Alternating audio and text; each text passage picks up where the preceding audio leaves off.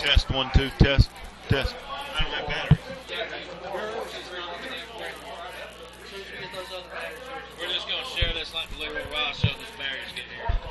We're just going to talk it a little bit. And then Josh will be able to just cut his own when they get here, right? He can go on down, can't he? Yeah. Or he's going to wait, I think. He's going to wait. We'll be able to hear us, and we'll kind of give you a hint and let you know when we'll be on. All right? Okay, so I can go on down. Yeah.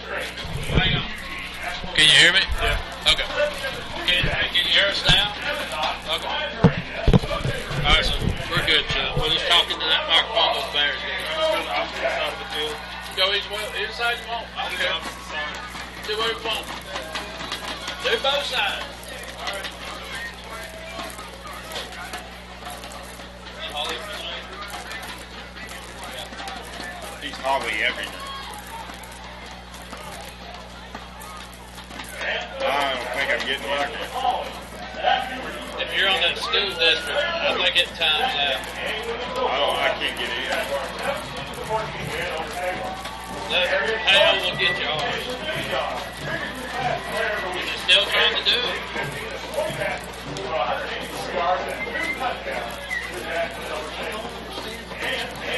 What are you, TSC Overdrive 910? Oh, there's GITV Sports.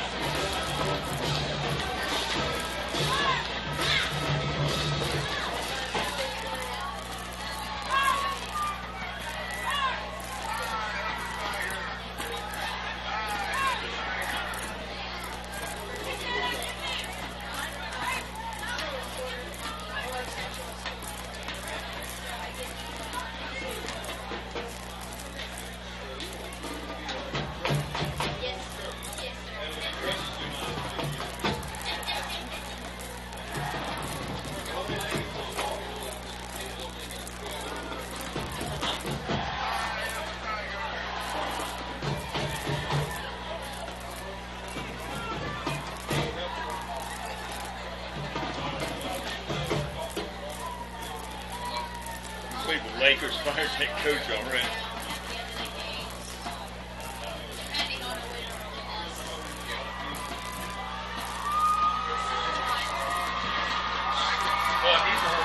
That's okay though. If it's going to cut off, we need to change it now before the game starts. Who are our captains?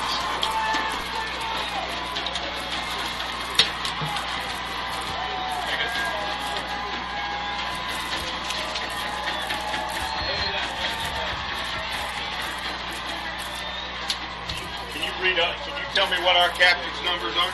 Yeah. I think I got Stovall. 5, 9, and 55. Mayor Williams. Looks like is it number 20, Kayvon Williams? Okay. And I can't see the ball. This is at 35, Chico's open.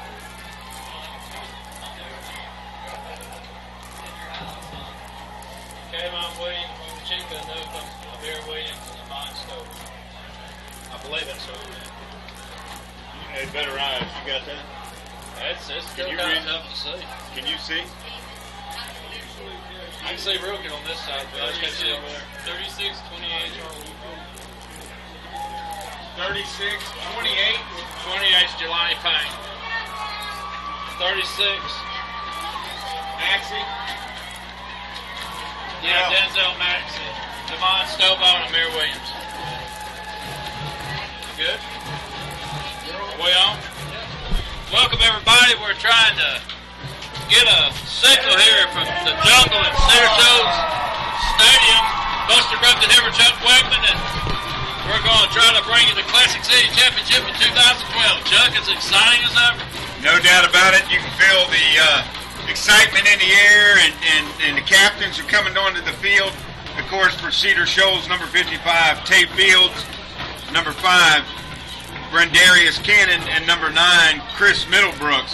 And for the Gladiators, number 9, Amir Williams, number 98, Damon Stovall, number 20, Kayvon Williams, and number 36, Denzel Maxey. Well, there's, if I'm not mistaken, Chuck, that's 4 senior captains for Clarke Central played in their last Classic City Championship, and deservedly so. We had a very emotional game last week against Wanda Barrett for the 2012 senior night. Of course, this is the last regular season game for these Gladiators, and a lot of these guys are 3rd, 4th Classic City Championship. No doubt about it, and the Gladiators have come out on top the last few years.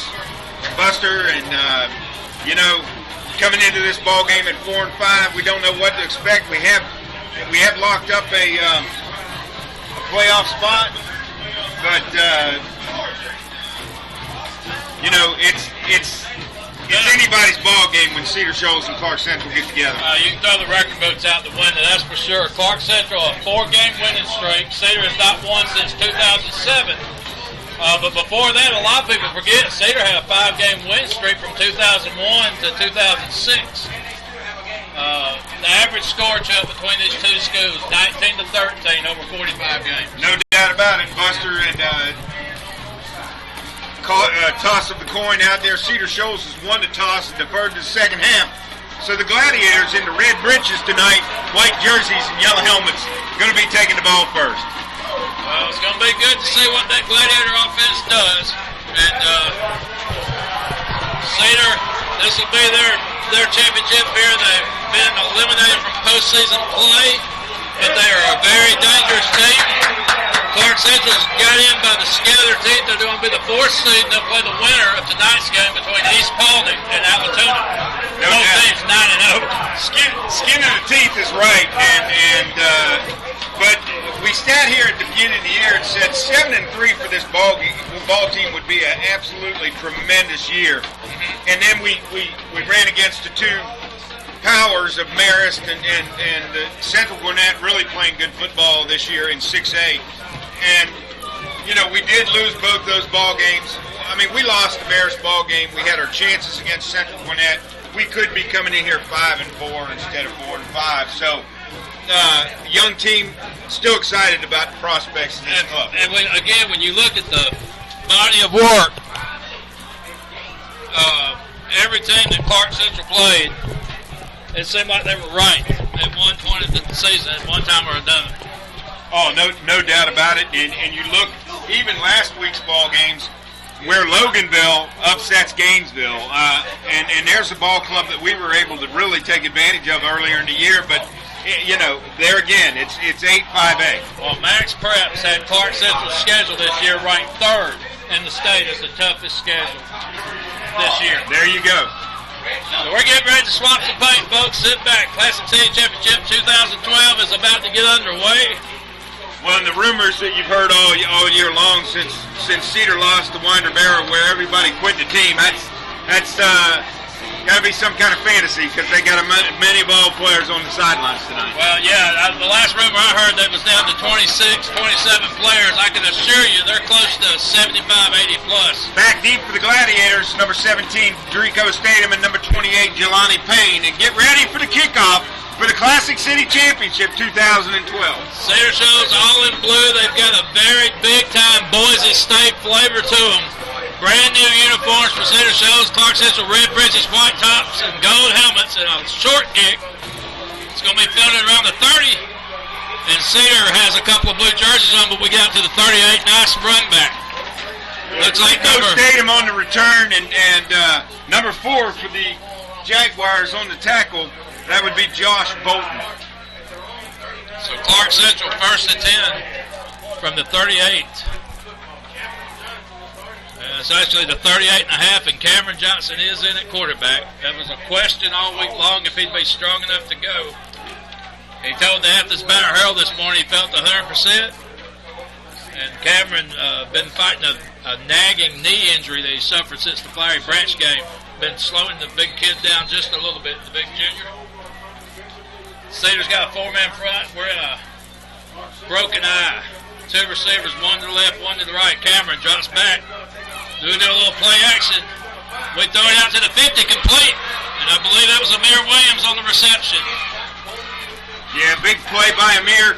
He made a good route, really ran a really good route, stepped down, made his turn, made the catch, and that's going to be good for a first down for the Gladiators. So 1st and 10, Glads just outside the 50-yard line. Jelani Payne, the lone setback. We got twin receivers to the right side. Jaguars bringing the house. They've got a 6-man front. We give to Jelani, looking for hole off right guard, and he picks up 2. 2 very tough yards. Tackle made by number 4 for Cedar Shoals, Josh Bolton. He's 2nd and 8.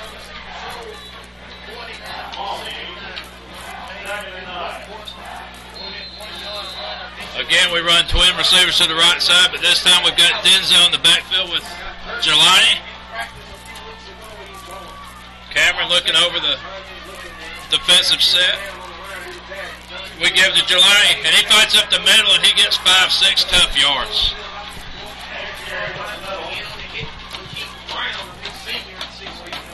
So it's going to make it 3rd and about 5, maybe 4.5. Really having a tough time reading these numbers up here. Yeah, Cedar's got the frosted window look going on up here in the press box. Kind of hard to see. Those numbers, the orange on the blue, ain't making it no easier. We've got 2 receivers, one to the left, one to the right. Single eye formation. We're going to put a man in motion. It looks like we're going to give Jelani off right side, but Cedar pursues, and they hit him behind the line, short of the first down. Jelani needed 5, he got about 3. Brought down by number 8, Trent Finch on the tackle. That's going to make it 4th and about 3 for the Gladiators, and they're going to punt. Cedar does a good job, Chuck, of stopping the Gladiator drive. So Max Germain, the senior, comes in to try to flip this field position a little bit. Pin Cedar down the hole. No sense in getting fancy here early. Play the field position game. Let the other team make the mistakes and take advantage of them. Nice snap. Germain gets a foot, aims for the corner. It's going to be fielded around the 10. The Cedar return man gets out to about the 17 before 2 white jerseys meet. It looks like Javion Hemphill and Cedric Armstrong. Number 33, exactly. So Cedar's first possession will start on the 17. Classic City Championship 2012. Clarke Central, Cedar Shoals. We're over on the east side of Athens, somewhere in between Lexington and the Oconee River.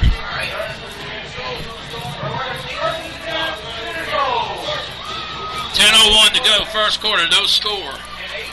Cedar's on their first possession. Looks like Darius Jordan will be the quarterback. Junior, number 3, son of Homer Jordan, Clemson great. And he throws one downfield. He's got him here on the 40. Slips down around the 50, but a great passing play by Cedar. Well, Martavius Ford was on the coverage, and he slipped down in the mud, too. The field looks awful soft and real muddy in the middle. And both players on that play lost footing. I mean, do you think it's that time of night where dew's starting to kind of set in, maybe, Chuck? Or does it just look like a fast turn? It looks like it's really wet. I got you. We had that happen a year ago. Remember Wind the Barrel? I sure do. It was sun shining all day, but we played in 3 inches of water when we got there. 1st and 10, Cedar. George's going to keep it. He's got 5, 6, 7, 8 yards out to the Clarke Central 42.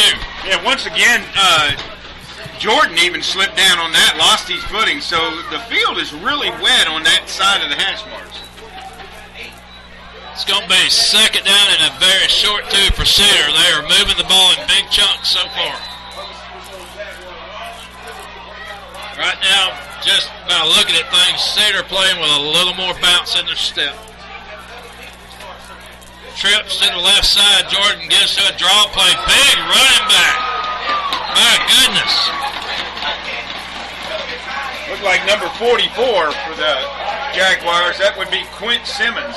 Boy, I'm telling you what, he's 6'3" or 6'4" at least, Chuck. Huge guy.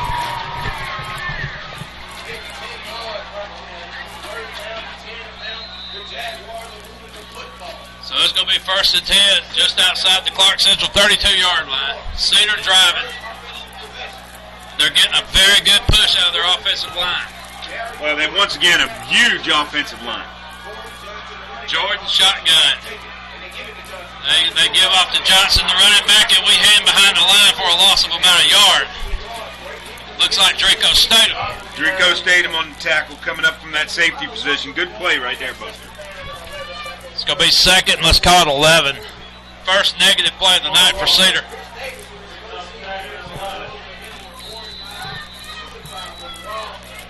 Cedar lines up. They'll put two receivers out to the right side. Jordan's in shotgun. Got a man in motion, number 7.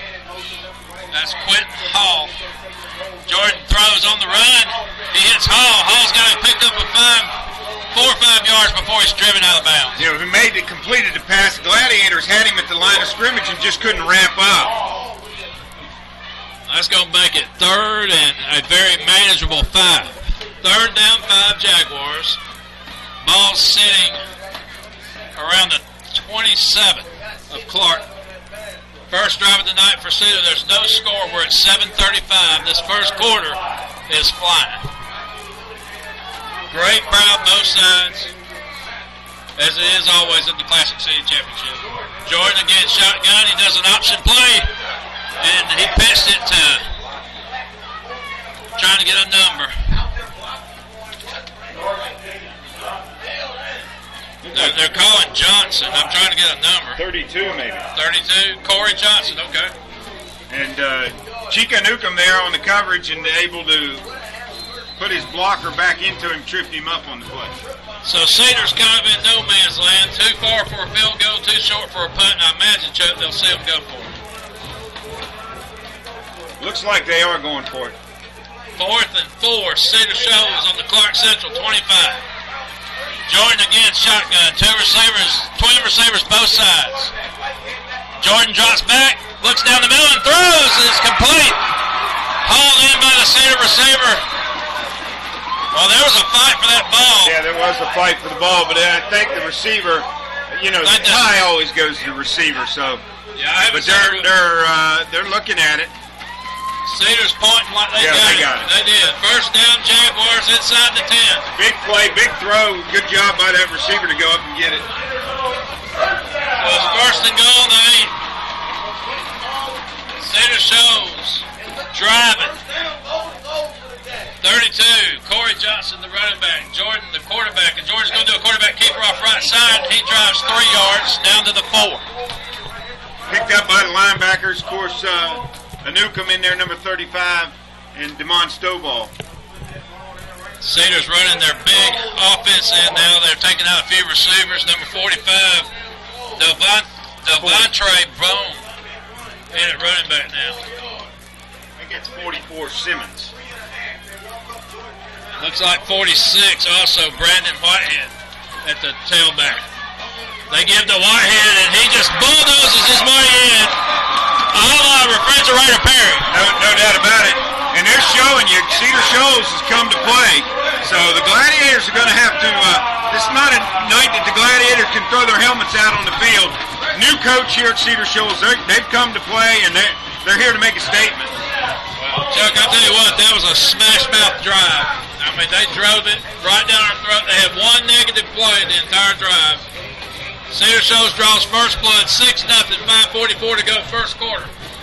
2012 Classic City Championship.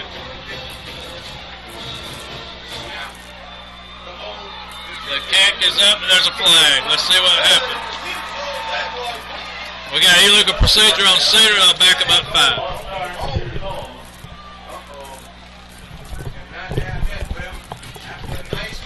Yeah, procedure against the Jaguars, going to back them up 5 yards and reattempt here.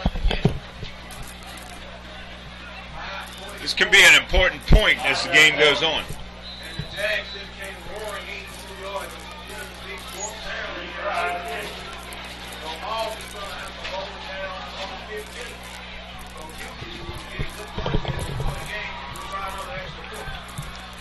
So the extra point will be attempted now from the 15. The kick is up. The kick is good. 5:44 to go. 2012 Classic City Championship. Cedar Shoals 7, Clarke Central 0.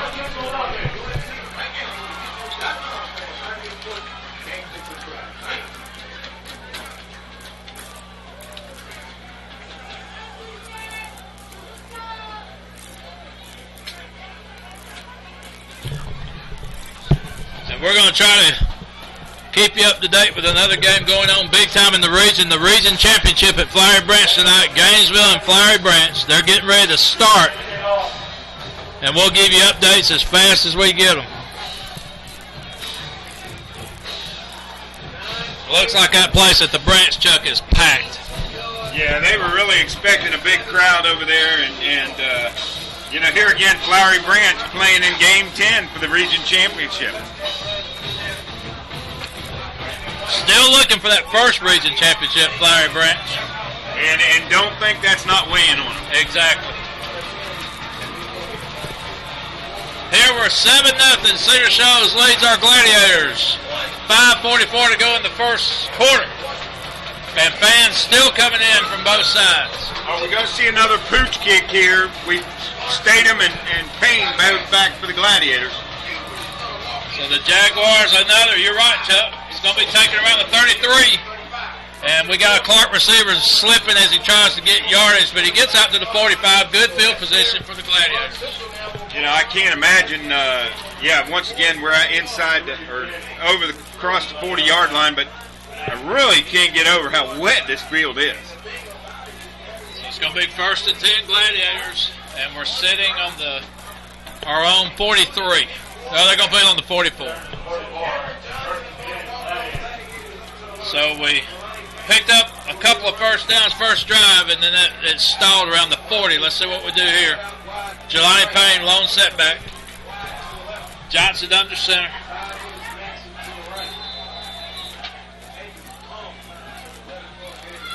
Long count.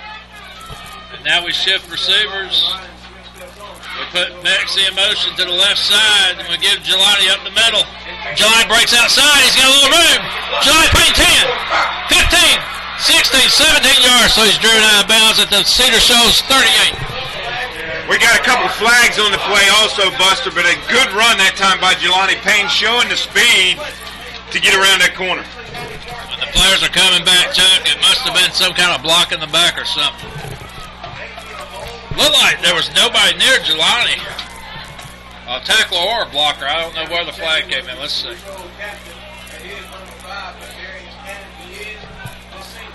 So it's going to be a spot foul, I'm assuming, and it's going to put Clarke. Well, they haven't set the ball yet. They're going to step that off from the line of scrimmage.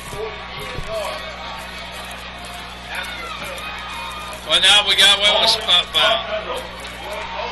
It's going to be 1st and 12 after the penalties assessed, and we're going to start right back a yard behind the 44 on the 43. So all that, we lose a yard, but it stays first down, Chuck. Cameron shotgun. Twin receivers to the right side. Jelani on his right hip. Cedar with a 3-man front. We give Jelani to the left side again. Nothing doing. Cedar was waiting. Wrapped up by number 5. Brendarius Cannon on the play. It's going to be 2nd and 10 Gladiators. Ball's just inside the 45.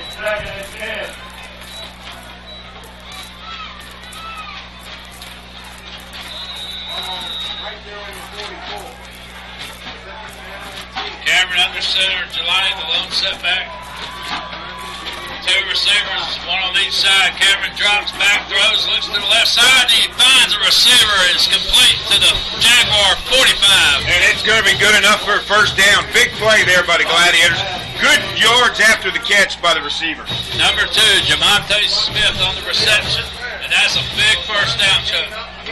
4:36 to go, first quarter action. Tackle was made by number 4, Josh Bolton. So Clarke inside Cedar territory for the second time this season.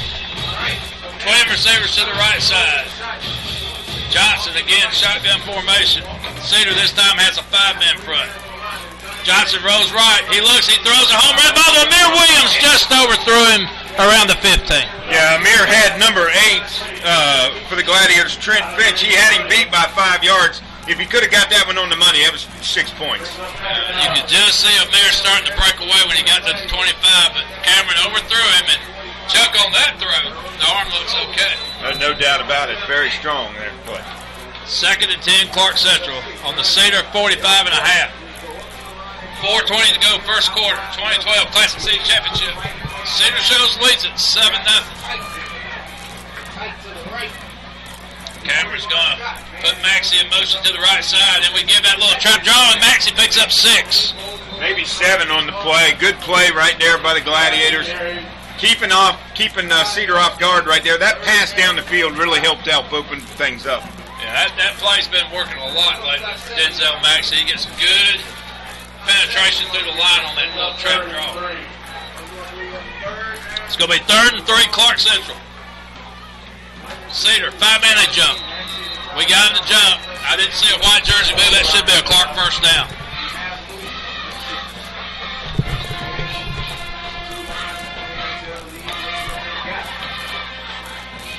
Yeah, but it looks like they're going to march off 5, and that's going to be an automatic first down for Clarke Central. Should put the ball on the Cedar 34. Well, we talk about it all year last year. We talked about it this year. You know, you came out a little slow, a little sluggish. Cedar came down, drove. Now it's time. You got to answer. You got to get the momentum back. 1st and 10, Clarke Central. Cedar now with a 6-man line. Maxie in motion. We get Jelani trying to hit that left side again. He gets outside. Jelani Payne gets 8 yards. Down to the Cedar 26. Yeah, knocked out of bounds by number 44 for the Jaguars, and that's Quint Simmons. So Gladiators moving. 2nd down, a short 2 for Clarke Central.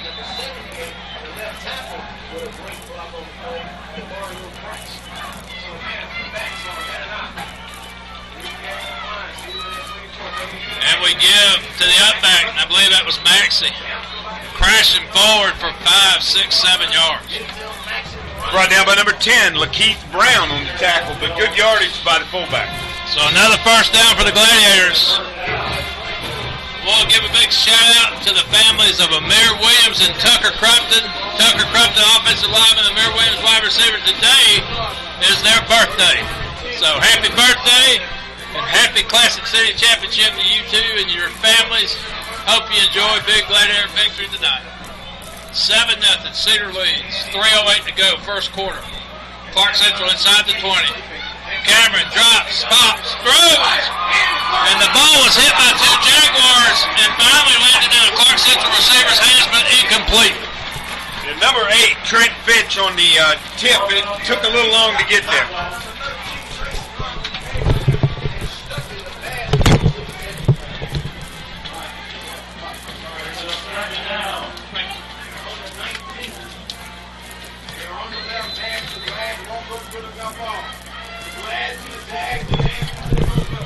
So Clarke Central, 2nd and 10. Inside the 20. And Maxie on a good carry for 6, 7 more yards.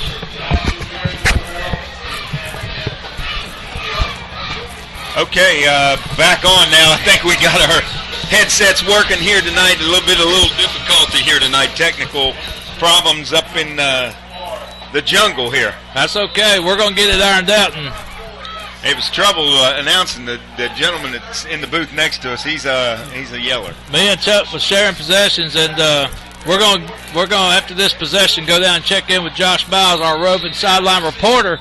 And as a matter of fact, we'll check in now, Josh, see if you're working. What's that? Timeout? Timeout. Josh, can you hear me? Hey there, I hear you. Good. Boy, you got a timeout down there? It's real lively down here in the jungle. I tell you what, something that y'all pointed out at the beginning of the game, Cedar Shoals seemed to have a little bit more pep in their step starting out. Clarke Central started off well on this drive, but Cedar Shoals came out with the fire in that first possession of theirs. Well, they looked very good running down the field. They had a lot of hard yardage, a lot of yardage that they were just banging between the tackles. And 7-0's our score. Chuck, your impressions on this 2012 Classic City Championship? Well, I tell you, it's nothing that I didn't expect. I really felt like that this was a ball game that Cedar was really going to try to make a huge statement and come out to show Clarke Central that, hey, wait a minute, we've been down a few years past, but it's time for things to change course. And so far, Jaguars have stepped up and played the way we thought they would. Well, they never back down, and we've been through too many Classic City championships, Chuck. You and I both, baseball, football, basketball. We know how the atmosphere is when these two schools get together. It's all momentum, and it doesn't matter what happens. Cameron, we give to Jelani, who squirts up the middle, and he's down to around the 7. Big first down right there by the Gladiators, of course, on the tackle, number 43, Ace Wynn. Clarke Central with another first down. It's going to be first and goal. I like the way the Gladiators have come back in this second drive and not abandoning the ground game and sticking to your game plan. First and goal, Glads. We'll call it the 8. Cameron under center. He's got Jelani in the backfield. We got Maxie in motion. And we get to Maxie. He's got a little bit of a hole, but he gets stopped and wrapped up around the 5. Jaguars, good pursuit on that play. Number 23 came in and made a big hit, G.G. Rittenberry. Second and goal, Glads are on the 5. Cedar Shoals came out first drive and marched it, I believe it was 85 yards from their own 15 for the first score. And Clarke Central trying to answer that score now. 7-0 with 1:24 and counting here in the first quarter. Cameron adjusts his receivers. Man in motion. Cameron play action pass. He's got a man touchdown. Denzel Maxey. Awesome play right there. Cameron Johnson takes a little hit, but able to complete the pass. And that's a good answer right there by the Gladiators, Buster, with 1:08 left in the first quarter. So it's 7-6 with the extra point pending. And remember, Matthew Ward not able to play tonight. Max Germain will be handling the kicking duties for the Glads as well as the punting duties. Germain, the senior, lines it up. Good snap. Kick is up. And the kick is good. So with 1:08 to go first quarter, Clarke Central 7, Cedar Shoals 7. Actually, Buster, that was number 84, Zobiak. Zobiak. Yeah. Wow, I could have swore it was Jermaine. So the exchange student. That's correct. Zobiak. That's correct. Josh, what you got? Something else to point out here, Buster, is that on this field, this game is not for the faint of heart. I tell you what, every single play, every single possession, these guys are knocking the mess out of each other. Each hit down here has me cringing a little bit. Well, Josh, that's always the way this Classic City Championship has been. Gosh, I remember my son's senior year, Coach Ryle's first year. We had to come over here twice and play this group, and it was hard hitting. The Gladiators had barely any offense, and were able to pull both wins out that year. But one thing I did want to ask you, Josh, is the field as wet as it looks from up here? Yeah, on the sideline, it definitely is slick. I'm sure it's the same conditions out there on the field. I know in that first possession you saw some guys slipping up. So, yeah, the sideline is definitely slick, and I'm sure the field is as well. That's awful amazing. I just don't remember us having that much rain in this drive. I don't either. it could be remnants of Hurricane Sandy. Yeah. Who knows? Zoback kicks it off for the Glads. And he slipped and missed his footing. Then Cedar drops the ball momentarily, but they get back on it. Kayvon Williams down to make the tackle, but number 23 for the Jaguars makes the recovery, Trevor Burgess. So good job by Cedar to retain possession.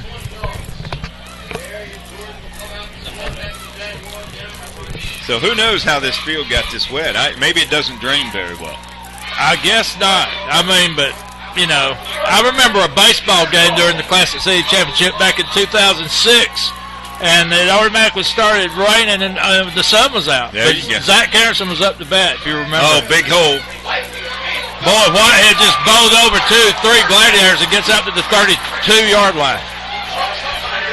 But, yeah, that really weird that feels so wet. Cedar pounds out another first down, and, folks, they're doing it on the ground. They're doing it between the tackles. Well, that was a huge hole, let alone, and the linebacker tried to fill, but that's a giant that got running the ball. That's what I'm fixing to say. It's not just a huge hole, it's a huge running back. And I'll tell you what, we're not wrapping up, Chuck. Whitehead just carries some Gladiators down to the 35. And that's not going to make Coach Self happy. No, this young man's hitting the hole. He's hitting it hard. And in that place, I mean, we had him with a 1-yard gain, but we tried to tackle, and there's nothing being done there.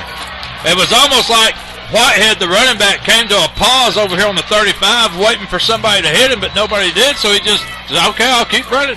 A first quarter score, Gainesville 7, Flowery Branch 0.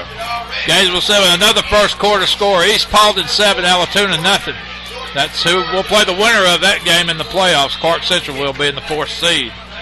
Number 97, Avalon Miller on the tackle there for the Gladiators. Cedar picks up a gain of about 2, maybe 3 yards off left guard. They're only going to give him 1.5 yards. So time for the defense to stiff it up here. That's going to be the end of the first quarter with your score.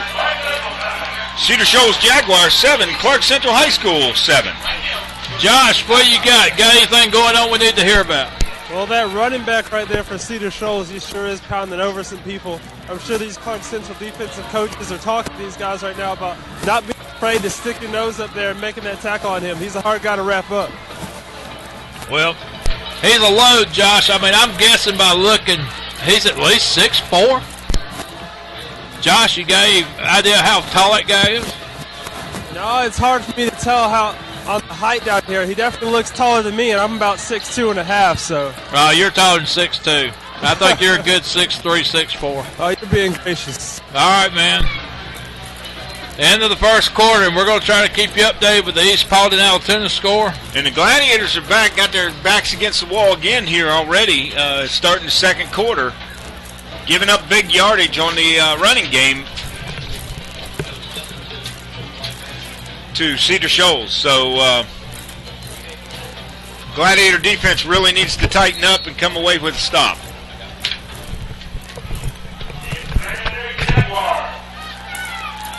All right, Cedar Shoals back in offensive formation. So Cedar driving. It's 7-7. We're all tied up. But Cedar's knocking on the door again. And when I say knocking on the door, they're only on the 33, but they've been picking up yardages in big chunks, Chuck. They have, and big holes in that offensive line, and that big running back is able to run over some people. Well, they're in like an old T formation here. And they're going to throw out here to the right flat, complete. Oh, and we came up, Draco Statham laid the wood on number 32 for Cedar Shoals, Corey Johnson. But Draco coming up from his safety spot, and that's just a good, hard tackle. Boy, I tell you what. Now, I'm telling you, Buster, though, in the NFL, that would have been a helmet to helmet. Oh, okay. I thought he had. I thought he led with his shoulder. I don't think he intended it for that to be, but the guy lowered his head, and it just happened to come up that way. But that would have been a big-time flag in the NFL, I'm here to tell you. That was a shot. Well, nevertheless, it jarred us up here in the press box, and it's going to be 3rd and inches. 3rd down inches for Cedar. Well, look who's in the ballgame, Big 46. Imagine that. And he's telling everybody where to go. Usually the quarterback does that, but they're having to call timeout because they're killing too much time there, get people out of position. So, Josh, did you get a good look at that tackle, helmet to helmet? Yeah, I know Coach Wiles was yelling something at the player after that. I think he may have been the thing we all were saying up there in the booth about that possibly being a helmet-to-helmet right there. It looked like a dangerous play. Nothing was called on the flag. It was definitely a big hit laid out there. Hey, Josh, you might want to check your transmitter, maybe open up that jacket. You came in kind of fuzzy on that transmission. We'll just see next time we check with you if that opens it up. It might be covering up that reception a little bit. It's going to be 3rd down inches. Oh, I'm sorry, 3rd down and 5. There must have been a flag. Must have been a delay of game or something. I missed the call. That had to have been a delay game. And Cedar's going for a home run. Nobody there. Nobody close. Good coverage that time by number 15, Martavius Ford, for Gladiators. Of course, that ball was probably uncatchable even if it was, so we'll take that. That brings up 4th down, and what's Cedar going to do? They're going to go for it again, Buster? Well, I think you're in no man's land again. You're kind of too far for a field goal, too short for a punt. So you just roll the dice. And I mean, come on, 5 yards. They've been picking that up pretty easy tonight. Let's see what happens. Whitehead, the running back. Jordan rolls left. We're getting a little pressure on him, and we chase him out of the pocket, but Jordan's going to tuck it up, and he's going to dive for the first down maybe. No, I think he may be short, Buster. That may be a big play right there by the Gladiators. If it stays on this side of the 25, we're good to go. Let's see where they spot it, and let's see where they measure. I believe he's short. First down, Gladiators. It didn't even need a measurement. No. So good play, good pursuit by Clarke Central. Josh, I'm going to give you a second chance. Can you hear me? All right, is this better right here? You're getting a little better, still a little staticky. We'll have to check that out at No, halftime you're again. much better, Josh. I'm just playing with you. You're way better. Just keep that jacket open. All right. All right, thank you. First and 10, Clarke Central. Just a huge play there by the defense by the Gladiators. We'll start this drive on the 25. 7-7 our score. 10:35 to go first half. Cameron, we put a man in motion over here to the left side. We fake to Jelani. Cameron stands tall, throws down the middle, complete. And that looks like Javante Smith. He gets a block from Amir Williams and gets down to the Cedar Shoals 47. Brought down by number 23, G.G. Rittenberry. Just a good tackle there, holding on to the jersey. That's a big first down to get it out of the hole, Buster. Play was good for 32 yards. He was wide open coming across that middle. Javante Smith. First and 10 Glads inside Cedar territory. We're on the Cedar 45. Be nice to get a stored right here.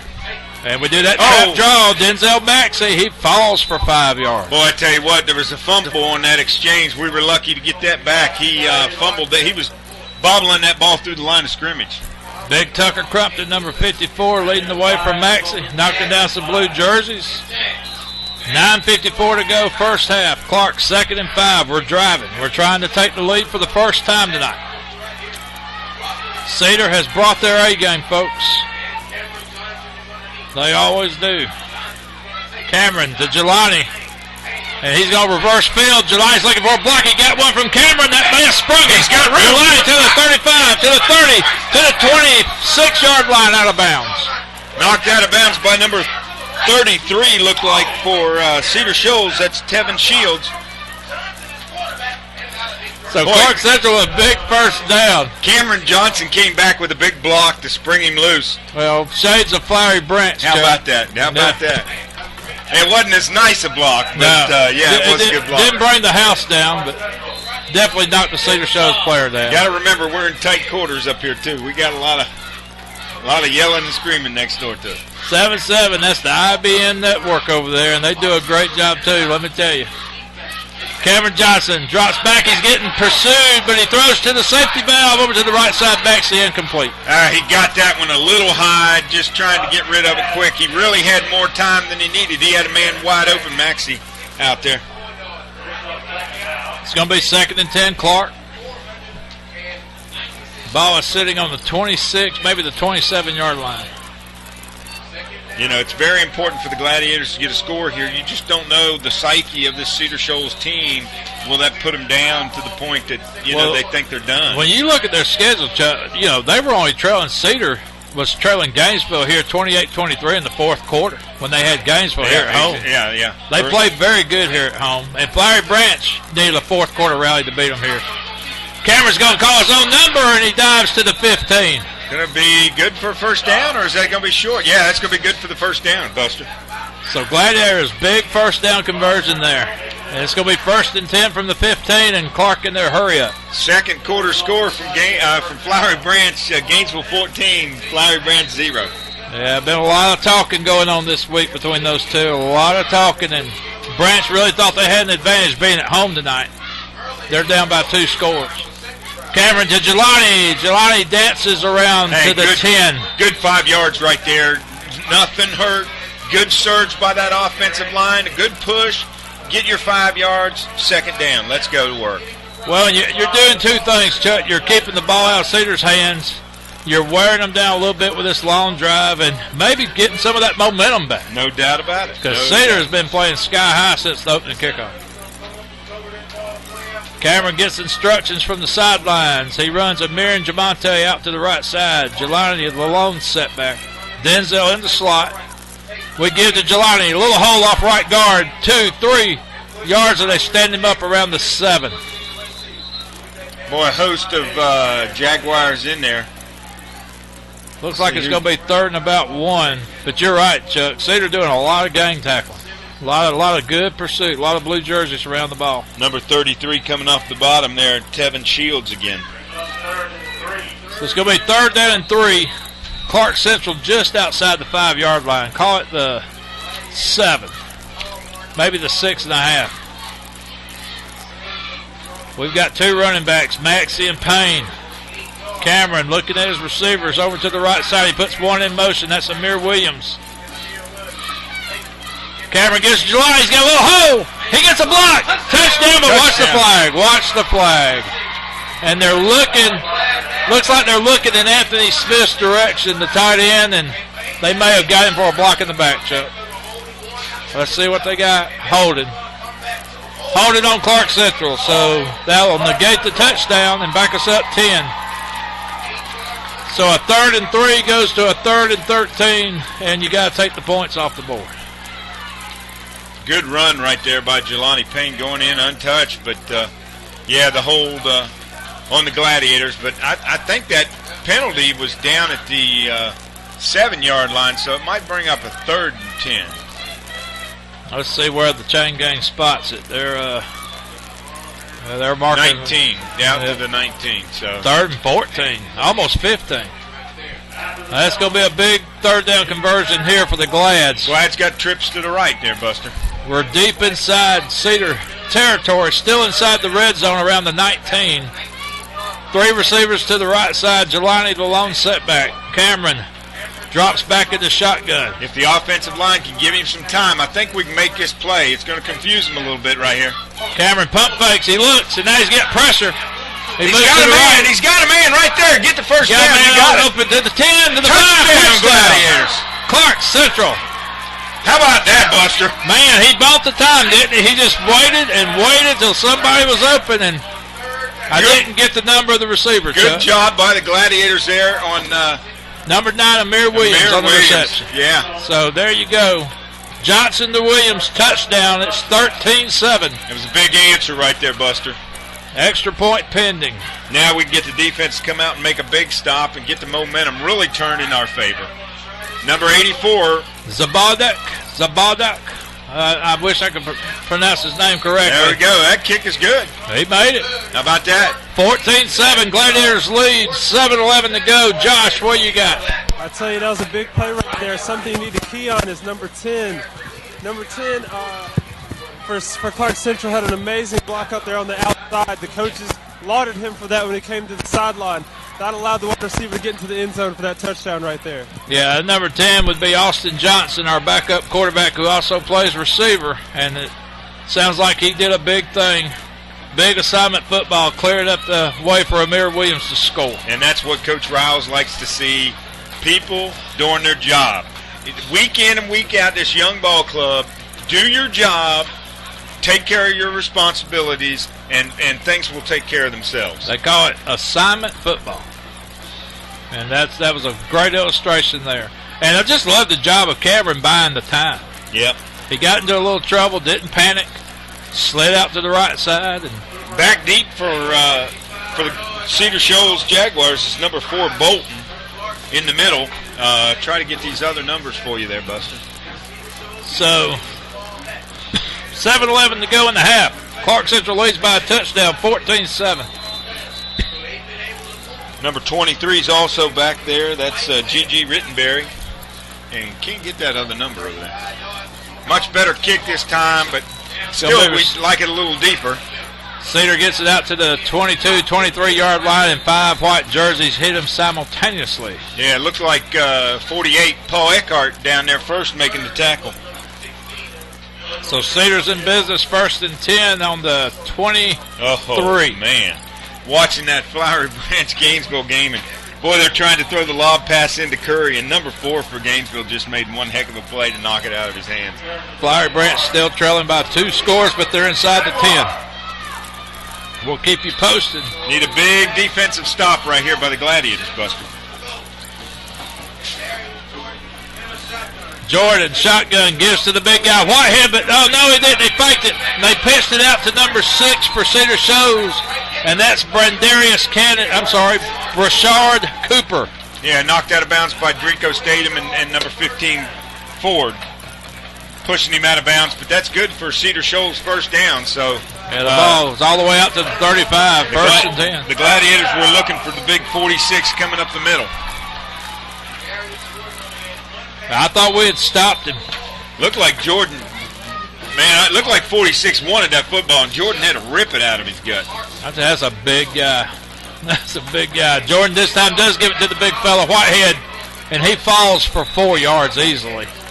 Gets out to almost the 40. Number 5, Israel up there to make a hit, and Damon Stovall and Kayvon Williams on the tackle also. Takes 3, 2 low and 1 high that play. Second down 5. Cedar Shoals trying to answer the Clarke Central score. It's 14-7. 6:28 to go in the half. Jordan again to Whitehead, and this time he may have picked up a yard, and that's it. Yeah, the Gladiators were in there good. Bam Bam Miller, number 97, and number 98, Damon Stovall, and Cavante Bug, all 3 of them in there hitting that time. Good job by the Gladiator defense that time. So it's going to be 3rd and 4. Jaguars. They're just past their own 40. Trying to keep a drive alive. 3rd and 4, Cedar. Shotgun with 3 running backs. And they give to what? No, Jordan keeps it and pitches it out. And they go out to the left side, but they don't get quite enough on the carry. That's number 6 again. Brashard Cooper on the carry. He's close to the first down, but they might have to measure this one. Really good job by the Gladiator defense that time. Timeout, official timeout for the measurement. We'll see if we can get you any updates on some other scores. We last heard East Paulding was leading Alatoona 7-0. No more scores yet from that area of the state. 14-0 Gainesville leading, but Flowery Branch is down like on the 2 or the 1 yard line trying to punch it in. They are knocking on the door. Josh, you got anything on that measurement? Yeah, they called them just short of the line to gain on that play. So Cedar Shoals has about a 4th and maybe 2 or 3 inches to go to get the first down here. Game of inches, and we're going to have to see if the Gladiator defense can rise to the task. Josh Biles doing our sideline reporting. Done an excellent job last week in place of Holly Ward during the Wind the Bear game, so we invited him out again, though it didn't take much arm twisting. Josh, a former Cedar Shoals Jaguar himself, but he's over here helping out the red and gold. With 5:31 here to go, Buster, this is a gutsy call inside your own 50. And if you don't get it, you've really shot yourself in the foot. Are they going to try to get the Gladiators to jump, or are they really going for it? Let's see what happens. We have not been very good at that this year, staying in position. We tend to jump, but now they're going to run a play. They're going to get the Whitehead, and he's got it by a lot. Whitehead bulldozes his way to the Clarke Central 47. Yeah, he picks up 9 yards on the play. 25 coming up and making the tackle. Nathan Fulton for the Gladiators, but that's a big run by the big man. And that'll get the Cedar Shoals orange rattler things they've got out here in the crowd going. They brought those in full force. Almost looks like you're at a Japanese baseball game with them things. Well, Buster, Gainesville and Flowery Branch, Gainesville was able to get up on the scoreboard, or get on the scoreboard. Of course, it's now 14-7. So Flowery Branch scores 14-7. That's your region championship, folks, that we're talking about, 8-5A. Gainesville leads by a single score. Cedar driving. They're on the Clarke Central 42.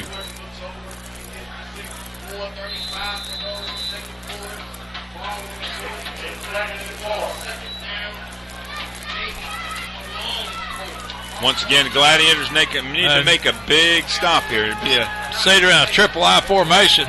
They give to Whitehead, and we stop him. Yeah, stopped him after about a pickup of a half a yard. Maybe a yard on the play, but that's a much better job by the Gladiators. Armstrong in there, and can't see that other number right there, Buster. Number 20, Kayvon Williams, big play. We're talking about this big Whitehead running back. Chuck, number 46 for Cedar. Why is it when you're on defense and you're taught and you're taught, hit them low, hit them low, hit them low, but it's just like you got to try to hit them high for the first quarter. Yeah. I mean, you're not going to hit this big guy high. You're not going to do nothing. You know, I don't know that Cedar Shoals has been running this offense all year, have they? I've never seen this guy at running back. Oh, we got good pressure. Damon Stovall chasing Jordan, and he throws it away. Yeah. Good pursuit, Damon Stovall. Stovall and Israel and Kayvon Williams, and DeMonte Bug, all of them in there making a good pressure that time. Broke up that play. That's going to make it 4th and 4, Jaguars. Ball is just shy of the 40, call it the 41. And Cedar went for it before. Let's see if they do it again. But this time the yardage is a little bit more, 4 yards. 3:31 to go, first half action. Clarke 14, Cedar 7. I could see it this time, but I just didn't see it the last time. So Jordan stays in, and Cedar's offense stays in, and big 46, Whitehead's at running back. 4th and 4. Clarke in a 3-man front with 3 linebackers. Jordan drops back to throw. He's got a man across the middle, complete. Nice catch. Are they saying he dropped it? Let's see. No, I think they're going to catch. That's complete pass. 25, Nathan Fulton on the tackle. Number 7 for Cedar, Quentin Hall on the reception. Yeah, that's good for a first down right there, Buster. So Cedar moves the chains. 3:21 to go in the half. Be a big momentum swing if Cedar can score before the half here, Chuck. Yes, sir, it would be. There's no doubt about it. Shotgun, Jordan. They give to Whitehead. He's got a little bit. He takes on a Gladiator defender, just bowls him over, a la Herschel Walker on Bill Bates. But a good job that time by Hemphill coming in and cleaning up. Armstrong, Cedric come in and made a big hit on the big man and got him stumbled a little bit. And well, the guy, let's face it, he's got tree trunks for legs. Oh, Hemphill came in, though, and delivered a blow. And, that, that's going to wear. Offsides by the Gladiators. Gladiators jumped offsides. We're blitzing on that right side, on the far side away from the camera, and jumped across the line of scrimmage. That's going to make it a 2nd and 7 to a 2nd and 2, if that holds true. Yes, sir. 5 yards. We can't afford to shoot ourselves in the foot like that. Cedar will have the ball in the Clarke 27. 2nd and 2. 2:43 to go in the half. Want to take a quick break to remind everybody of our corporate sponsors: Bulldog Signs, Athens Chevrolet, the Morris Center, and Cane's Raisin Chicken Fingers. Raisin Cane's. Raisin Cane's Chicken Fingers. You know what I meant. I heard you. And we stuffed the quarterback Jordan for a short game, but he might have got enough for the first down. Once again, a good blitz there by the Gladiators and stopping that play. But that's okay. I mean, you knew they were going to get the first down right there. They had the momentum, but Gladiators able to put a lick on the quarterback, and of course, big number 46 back in the ball game. Well, we need a stop here. And they're going to call it 3rd and 1. Okay, I thought he might have got the first down. 3rd down and 1. Jordan. Oh, no. Ahead, but we stuffed him. Fumble on the play. Damon Stovall with a big hit right Clarke's there. saying they got the ball. Clarke's pointing. Whitehead has been running and they dropped the ball. They're still fighting for it. It's Gladiator football, Buster. There you go. The turnover with Gladiator football. Gladiators with a huge stop. Damon Stovall with the big lick on the big boy Whitehead. Turns the ball over. That was the immovable against the unstoppable, and Stovall won. And number 94 for the Gladiators, Kavante Bug coming up with the football. Well, I'm going to tell you what, that was 2 very big young men colliding forces there. No doubt about it. Gladiators win that one. Big turnover with 1:44. Cedar was driving, trying to tie this thing up before half. Clarke's going to benefit off the turnover and maybe get a chance to put one in the end zone before half. Cameron's shotgun. We're in our spread formation. 2-minute drill right here, Buster. We practice it every week. Cameron drops back, looking, staying in the pocket, scrambles, and now he's going to run. Cameron, he's got the first down and more. Cameron's breaking out to the left. Cameron Johnson down to the 40. to the 37-yard line. Cameron Johnson with a big quarterback keeper. Number 24 for Cedar Shoals Jaguars, Matthew Addison on the tackle, senior. But big first down with 1:27 to go. Gladiators got plenty of time to do what they need to do right here, Buster. Play was good for 34 yards, all of it on the legs of Cameron as the pursuit got in the pocket. Cameron scrambled out of there and took off. 1st and 10 Gladiators. We're on the Cedar 37. We got 3 receivers to the right, 1 to the left. Jelani off Cameron's left hip. Cameron, and he's going to give it Jelani. Jelani bounces his way. Still getting 3 or 4 yards right there, Busters. Yeah, like a little pinball, just bouncing off people. Wasn't a lot of room, but he was still able to get it. Number 10 in there for the Jaguars, Lakeith Brown on the tackle. Timeout by the Gladiators with 1:04 here left in second quarter. You got your updates on Flowery Branch, Chuck? Still 14-7 Gainesville in the second quarter. They got 4:02 left to go in the half. Looks like Gainesville may be inside the 30. And they are driving. That is correct, Buster. We'll try to get you an East Paulding score at half. We'll try to get you any other scores we can get our hands on at halftime, but we're 1 minute and 4 seconds away. Clarke Central's called a timeout. Josh, anything going on? Well, I've got Coach Dallas in there. Ask him an important question I'm sure y'all have been thinking about. What would you say, Coach, was the mood of this Central team after Cedar took the early 7-0 lead? Well, we know that it's going to be tough. It wasn't going to be easy coming in here. It was going to be an emotional football game. We just had to just maintain our emotion and play football. But because it's football, we know we'll be okay. All right, you heard it there from Coach Dallas. Central trying to maintain their emotion and get a score right here. Thank you, Josh. And now the Gladiators back. Cameron Johnson, number 3, in the shotgun position. We got trips to the right. Amir Williams, no. Devontae Smith over to the left. Cameron drops back, looks for a receiver. He throws to the safety valve, Jelani. Jelani gets by a man. Jelani to the 30, to the 20. Jelani to the 15, 10, 5. Coming back, Buster. We got a flag on the play. So the Glads score for the second time tonight, but there's a flag on the play. I think they're going to call a block in the back. I don't know. If that's going to be the call, I think it's very questionable, but block in the back. That's the flag. So the play will come back. It'll be a spot foul. And again, we take points off the board. I mean, I was watching it, and I was ready to say, what a great block, because the man actually turned and faced the blocker. And I don't know. Well, call didn't go our way, that's for sure. They're marking it off. He did make contact facing him, and the guy spun.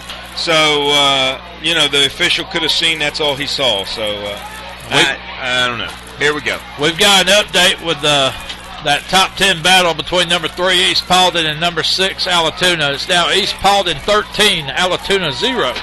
That game in the first half. We play the winner of that game, Chuck. That'll be the region champion from Region 7. And, of course, 3 minutes to go over at Flowery Branch. It's still Gainesville 14, Flowery Branch 7. Here we're 51 seconds to go. 14-7 our score. Clarke Central leads by a touchdown, but we just scored one that got called back on a block in the back. And it was a good 35-yard passing play to Jelani Payne. Beautiful play. Beautiful play. So we got 3 receivers to the right, 1 to the left. Jelani's in the backfield with Cameron. Cameron's shotgun. Cameron looking for a receiver to his left, and Javante Smith is who he wanted, but he just couldn't get free of the Cedar Shoals defender. Cameron was looking for him the whole way. Yeah, he just let that one go out of bounds. No sense making a mistake. 43.7 seconds to go in the second quarter. You got the lead 14-7. No sense of being foolish. So this time we'll do our spread offense. 2 receivers to both sides of the field. Austin Johnson in the game now. He's over here to the left side with Javante Smith. Jelani Payne in the backfield. Cameron instructs his line who to block. Drops back to the shotgun. 43 seconds to go in the half. And we give to Jelani, who bounces outside. Jelani getting away from a blue jersey to the 45. Get out of bounds. He's hit and knocked down. Now they're going to roll the clock, so the clock is running. 30 seconds to go. And you may just see the half end right there. 14-7, Gladiators lead. See, I think you call timeout and try to take a shot at it. The clock's just running. I believe both teams are going to be satisfied with where this one's at right now. 14-7. We're down to 12 seconds. Bringing the punt team on. We're going to let the clock run down, Buster. That's going to end your first half right there. 2012 Classic City Championship. Clarke Central 14. Cedar Shoals 7. We're going to try to get some refreshments and take a short break and get some scores, and we'll come back to you after the bands perform here at half. Classic City Championship 2012. Thanks for joining us here on GITV.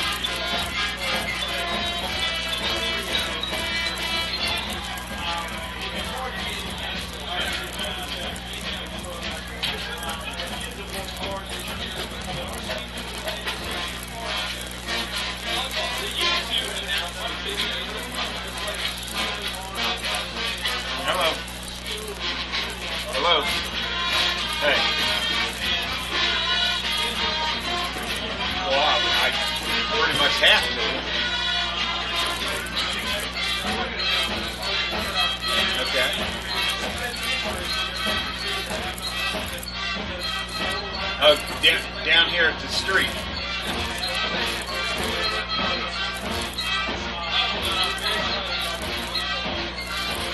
Okay. All right. I'll head that way.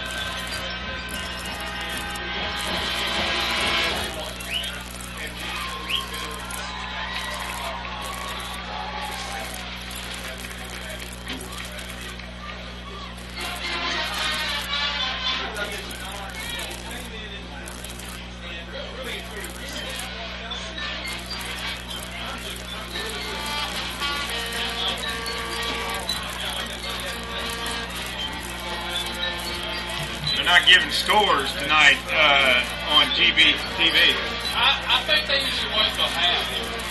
Usually they run them second quarter. Well, they're still in the first quarter. Maybe they'll come on here in a minute. And that signal's been so slow. Well, their signal's good on the Parkview South Gwinnett. It's the Flowery Branch speed that's so slow. You getting scores there? Yeah, I'm getting some.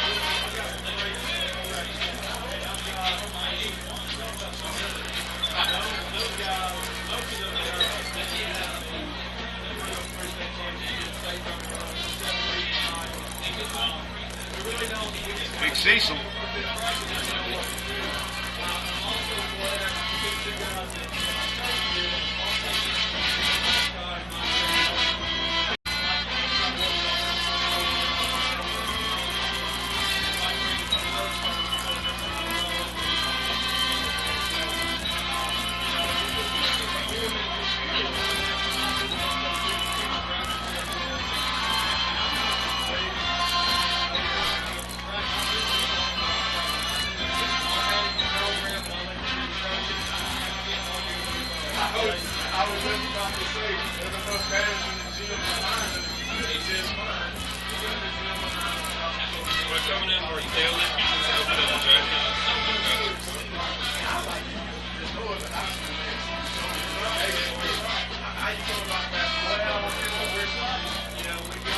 Oh, Gainesville scored again.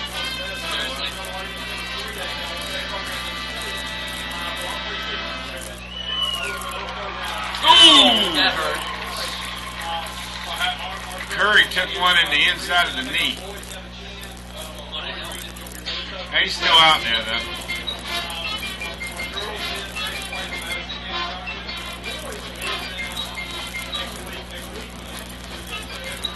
It's got to be 21-7, though. Yeah, 21-7.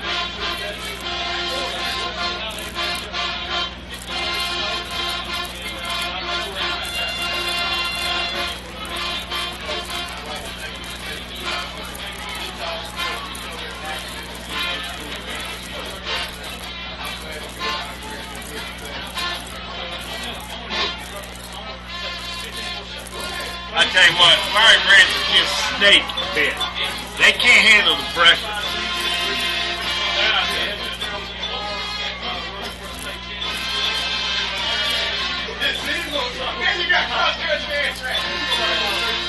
Where's Tommy Glenn? Have you seen Tommy Glenn? Have you seen Tommy Glenn? He wasn't there. I don't know if he's still out there.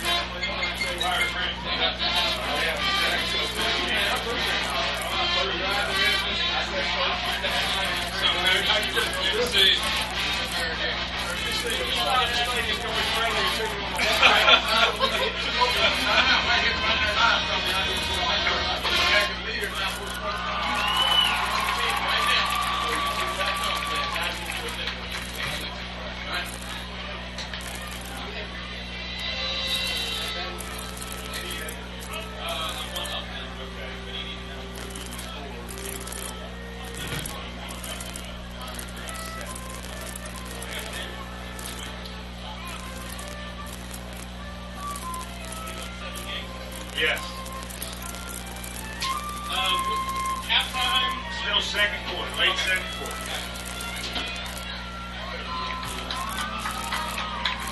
Matter of fact, there's a minute to go in half. That is that flyer.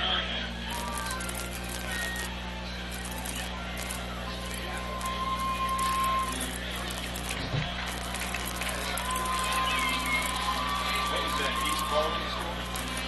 13. Fix to pull up what they've got. Appalachian 28, line is 7.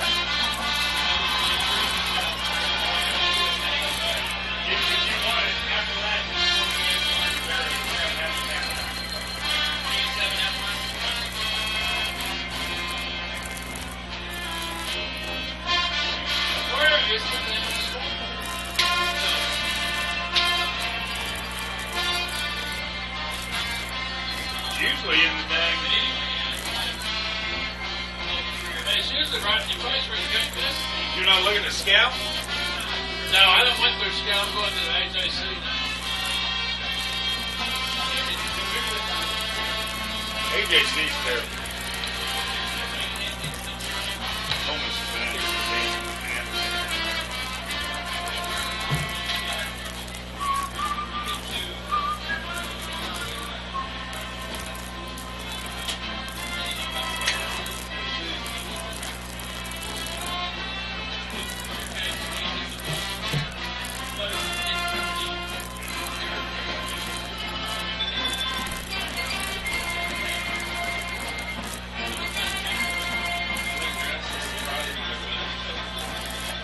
Even me standing so. I mean, if there's one, they got to be I mean, July 10th is not that bad. I don't. I mean, it's close. Yeah, but I can tell you, You'll get more. I have You'll followed get more Clarke updates. Central many years all over this thing. And our field, so we go play tonight. There's a long time of snow. Oh, yeah. Oh, yeah.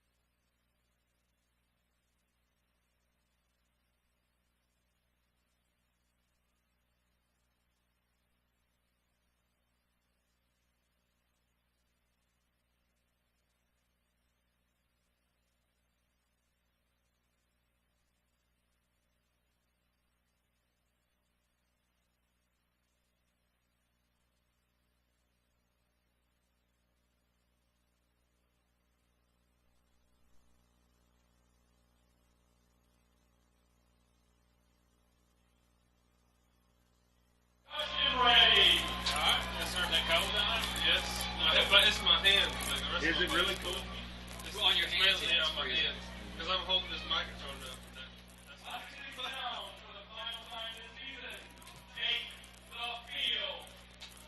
They're already on the field.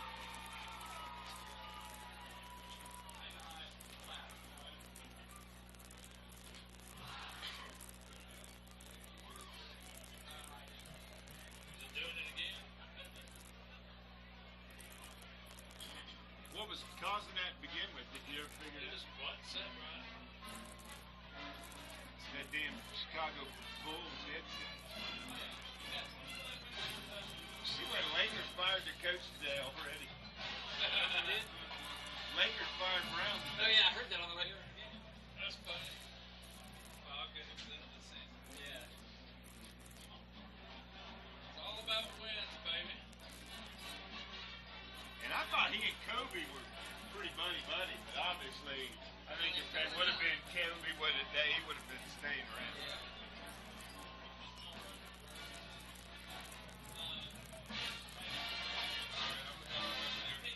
The ones that on the matter.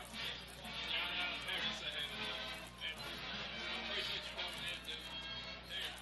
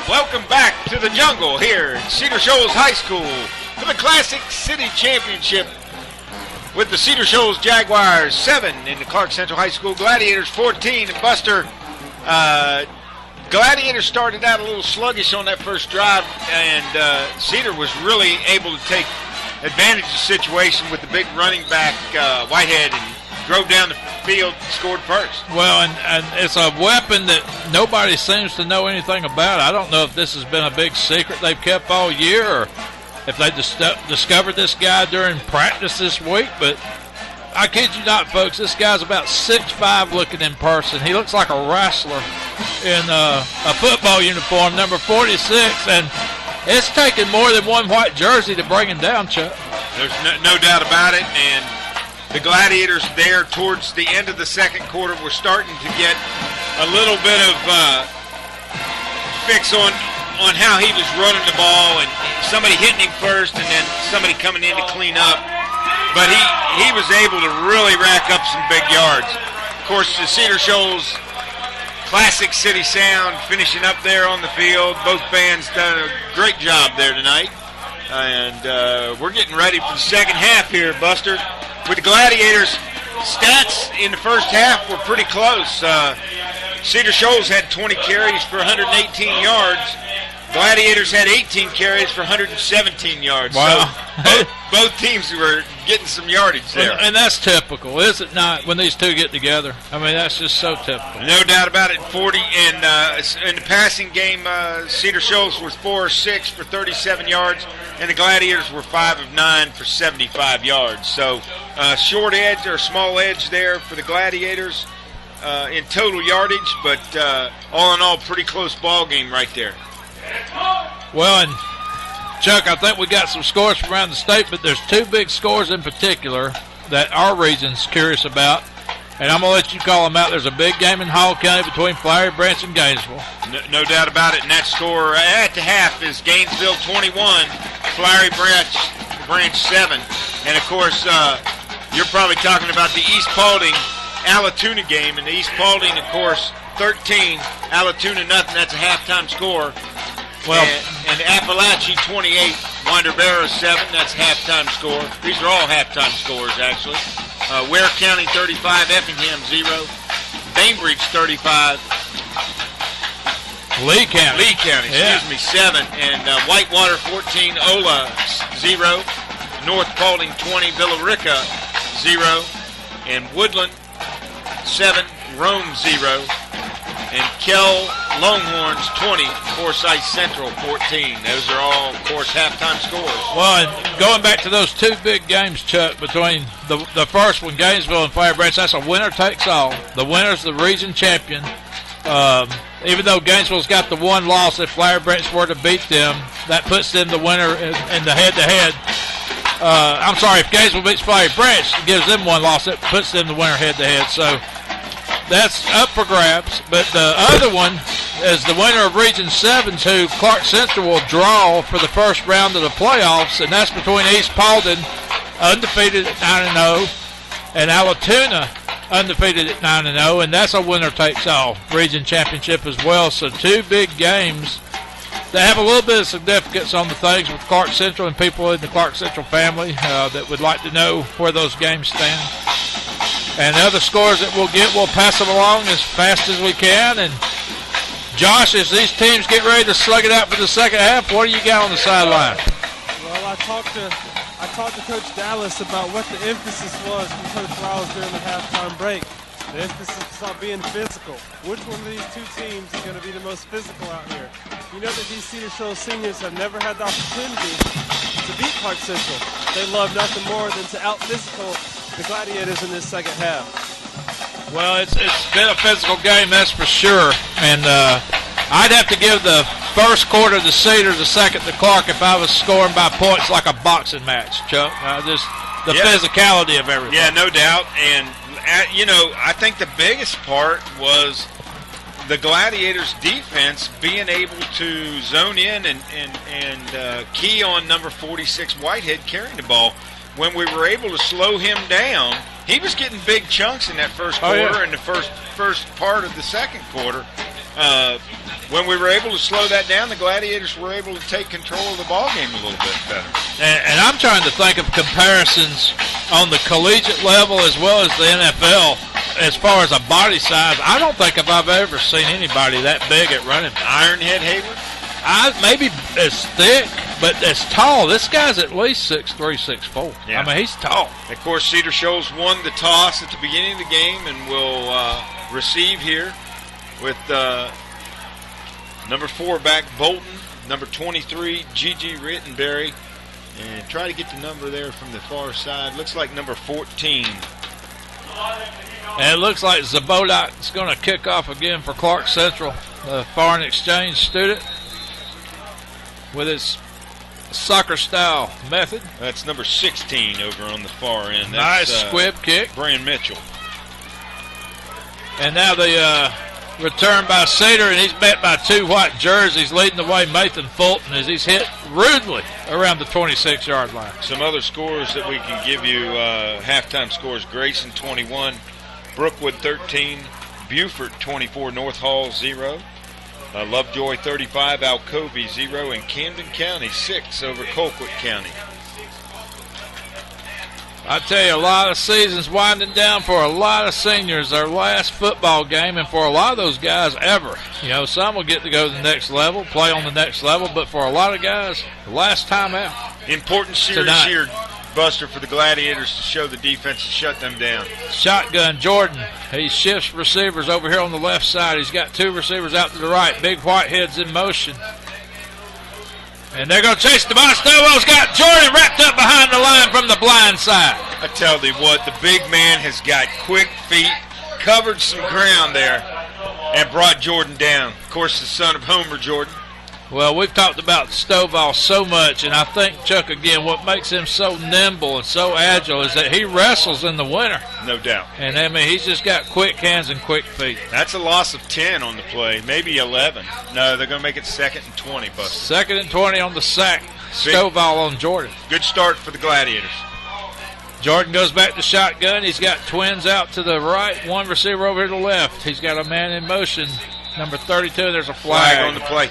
You know, it's important. Whitehead lining up alone back in the backfield for the Jaguars. It's important for our defensive line to scrape down the line and put a body, whether they make the tackle or not, to put a body on him, slow him down just a little bit so those linebackers can come in and clean up. Yeah, because, I mean, he's unproven after a half of football here. He's a north and south guy. He's not going to try to dance or juke, so just get in front of him. Exactly. Slow him down. 2nd and 25 for the Jaguar. 2nd and 25, Jordan shotgun. He looks over to the right side, and he hits a man short but incomplete. Yeah, tried to run that. And Jordan's getting up slow in the end zone. Tried to run the wide receiver screen, and it was just an absolute bull rush by the Gladiators. And they put a lick on I'll tell you, he's young still Jordan. shaking the cobwebs out of that helmet. And they're going to call timeout. He's going to have to come out of the ball game. Yeah, he might be talking to some teammates that ain't there. Josh, anything on that lick that you saw Jordan take in the end zone? Yeah, it looks like not only is number 3, Jordan for the Cedar Shoals hurt, but number 9 as well. If you can see him in the huddle limping around, he seems to be favoring one of his legs, reaching down to touch that left ankle right now. Well, Josh, what did you say they said at half about it being physical? Well, it's already happening here to start off this second half. That's true. Well, there you go. No doubt, and this is a big 3rd down. The Gladiators need to hold right here to get the ball back and try to swing the momentum to the Gladiator side. Cedar going backwards. They've got their backup quarterback in. He's scrambling for his life. Stovall giving chase, and we got a man that knocks him out of bounds. That's Javion Hemphill. Number 49 Hemphill, yeah, running. He came across the field to make that stop against the Jaguars. So little head down by the Jaguars coming off the field, which is what the statement that the Gladiators needed to make. Well, now we need to finish it and get a touchdown here. Well, it's 4th and 20, so you're going to get good field position. They're punting from inside the 10. Our receivers around the 50. If we get a little bit of positive yardage, we're in Gladiator territory, or Jaguar territory, good start. Kenjai Reed back for the Gladiators. And he's done a great job. He picks up good yardage on these punt returns. Nice snap. High spiraling kick around the 50. Cedar's got a guy down there called for a fair catch. Just a good job by Kenjai. That's Jelani. That is Jelani Payne. So we're going to get the ball at our own 49, right at the 50-yard line, but they're going to call it the 49. Gladiators take over 1st and 10, Buster. That's short field, winning that field position. That's what Coach Riles is all about. Good job by the defense that time. Good. The best stop of the night. I don't think Cedar got a positive yards the entire drive that time. 10:35 to go, third quarter. Clarke Central leading 14-7. We need to take the crowd out of the ball game right here. Have not seen the orange things shaking yet. They shook the entire first half. Cameron gives off to Jelani. Jelani maybe gets a couple up middle, and that's all. And that's okay. The play did not develop like you think, and Jelani put his head up in there and got what he could. That's positive yards, and we'll take it. That's 3. So it's going to be 2nd and let's call it 7. 2nd down, 7 Gladiators. Ball's just outside the Cedar Shoals 47. Cameron's going to go shotgun this time. Cedar with a 5-man front. We give it to Jelani. No, we give a quarterback keeper, and Cameron's going not much. Maybe a yard. Yeah, gain off of right 1. tackle. Number 44 on the tackle there. That's Quint Simmons. He's a good-looking prospect. Cedar's always got some tough guys on defense. I think they still got a guy playing down there in Central Florida. Oh, Lattimore, yeah. He plays for South Florida. South Florida, there you go. Heard his name a couple of times a few weeks back on broadcast. Matter of fact, he was a junior when my son was a senior. That year we came over and beat Cedar 2 times. Cameron shotgun, throws it to, looks like Maxey.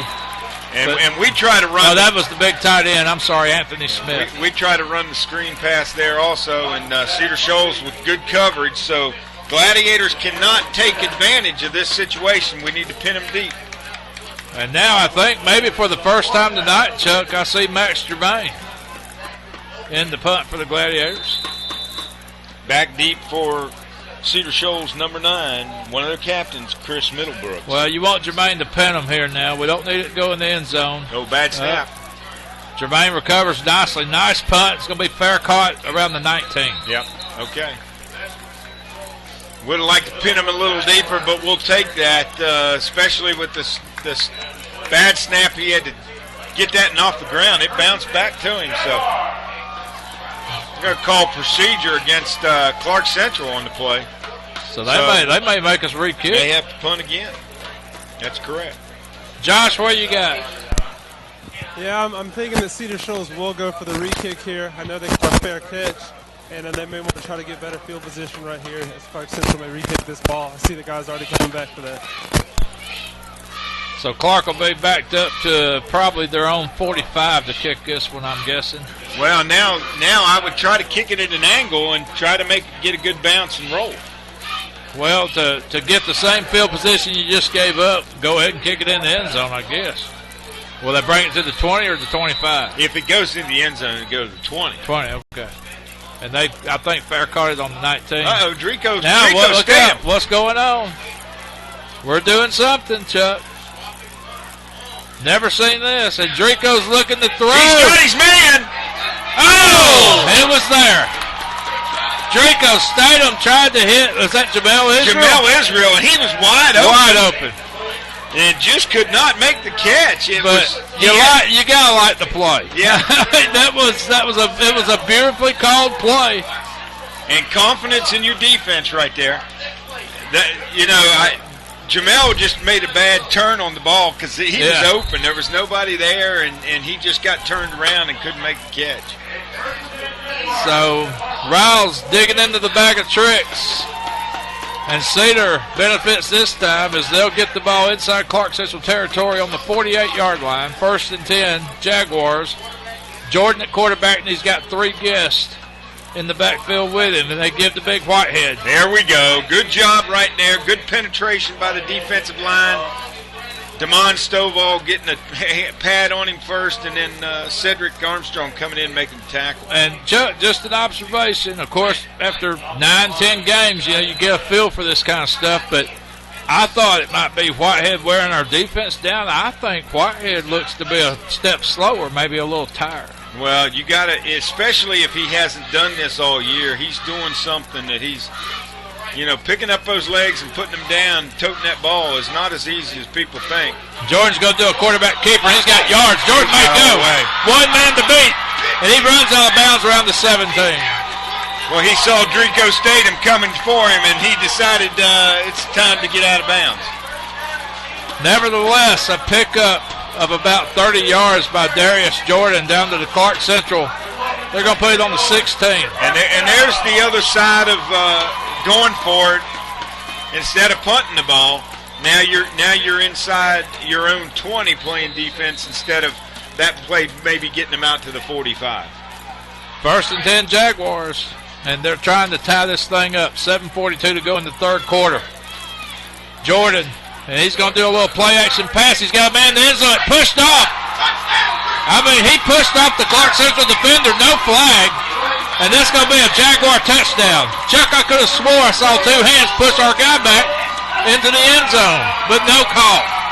No call, and the situation now is you had him pinned deep.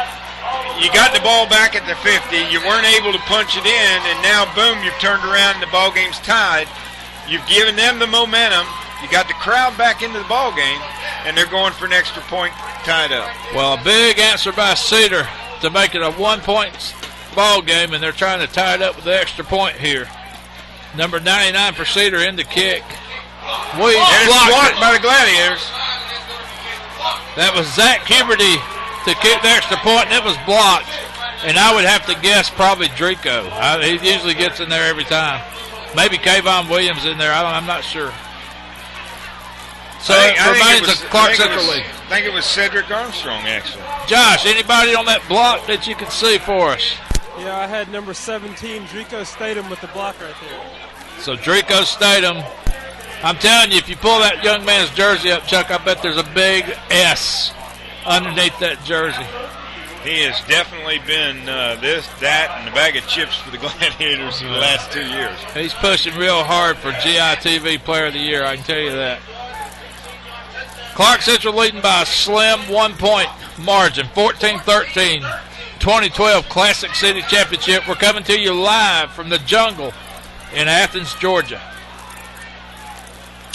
Yeah, you sit here now and you think about, what could have been if you just gone ahead and punted it away, but glad to see Coach Riles' confidence in his ball club, and we'll see where we can go here on offense. Back deep for the Gladiators, Statham, and number 28, Jelani Payne. They've been pooching it all night. They pooch it again. Drico is going to field it around the 30. He gets away to the 35 and dances out to the 39. All right, we got the ball almost at the 40-yard line. Let's take advantage of this. Take the momentum back. Well, and this is just one of the things you got to make a drive here and make a statement and get that score back up by more than one, which I guess it'd technically still be a one-score game if it winds up at 8. But 1 point won't get it done, folks. I can tell you, I've been to too many of these things, Clarke and Cedar. And Cedar feels like they're back in this thing. Oh, they're definitely back in it. I mean, it's a 1-point game, and they're all fired up. They got the crowd back in it. And now the officials talking to the Cedar coaches, and I don't know if it's a sideline warning maybe. Looks like we got an injury on the sidelines. Okay. Well, but the Cedar players are down. Josh, anything on that injury? Did you see anything? No, I can see the players. I can see their staff picking up someone right now, and the crowd seems to be clapping. So looks like number 5, Brandarius Cannon, is the player that's in question there. But I guess he's on his feet, and we'll go back to action here. Clarke Central has the ball. That's one of their They're on 39.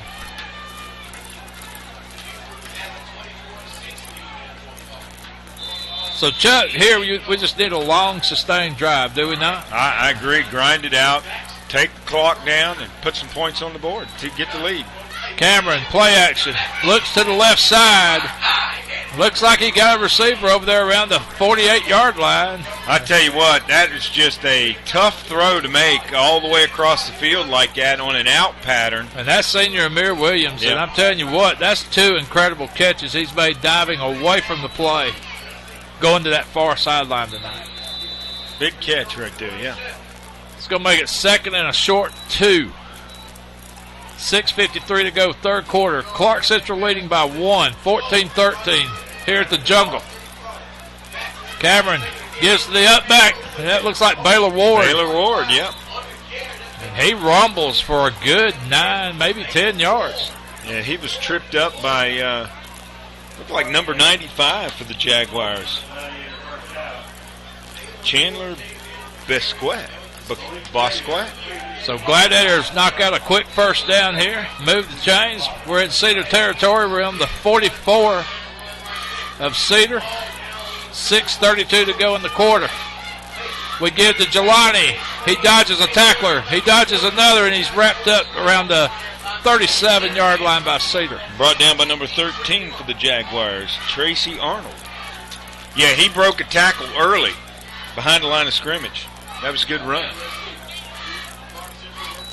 So Clarke Central again with a 2nd and short. Let's call it 2nd and 3. Glad's moving the ball pretty well right now. We got an I formation with twins over here to the right side. Looks like Maxey off right guard, and he's going to get the first down, Chuck, and probably a couple of extra. Boy, I tell you what, he got hit in the line of scrimmage by number 47 linebacker for the Jaguars, and his number's not on the roster, but he was still able to get the first down. That was just a good, strong run there by Maxey, which we've seen that all year. Another big-time senior at fullback has done a great job all year. One of Coach Ryle's favorite ball players, Denzel Maxey. 5:40 to go in the quarter. Clarke Central driving. We're just outside the Cedar 30. We put Maxey in motion. We do a play action. We got a man in the end zone. Amir Williams, touchdown. Touchdown, Gladiators. Amir Williams. No flags, so that's good. That's touchdown.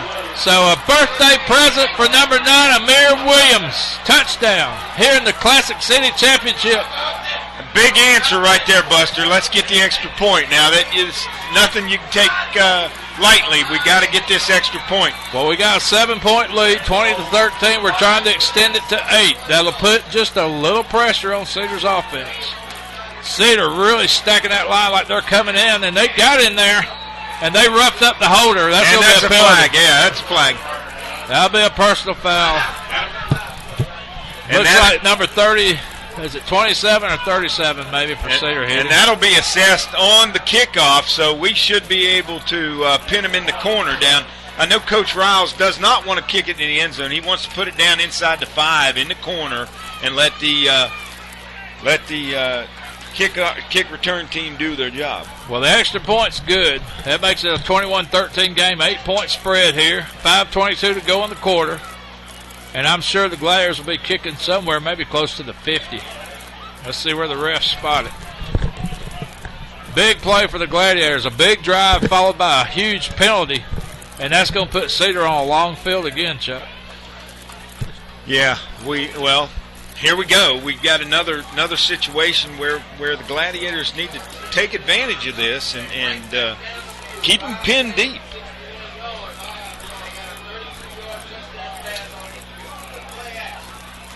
You know, and all in all, this game, not a lot of penalties tonight, Buster. No, I've been very clean. I think the refs have been letting them play, and except for a couple of called back touchdowns, been pretty clean. Zodiac, he just not real sure where he needs to go on that penalty. He goes, "You sure, Mr. Official?" Yeah. I don't usually kick from here. He comes from a land where they've just got one stripe, and that's midfield. You know, they play a lot of soccer. So he's not used to all these different lines and marks, and he's learning. Zabodak lines it up, raises his hand, looks at his teammates, and he sticks a foot in it. Nice kick. It's going to be taken around the 7. Cedar brings it out to the 15, and we stuff him around the 17. Do not believe that is where Coach Riles wanted that ball kicked, though. He does not want it kicked to the left side of the field. He likes that right-hand corner. And Zabodak coming off the field, and Coach Riles is definitely asking him. Well, it's going to be 1st and 10 Cedar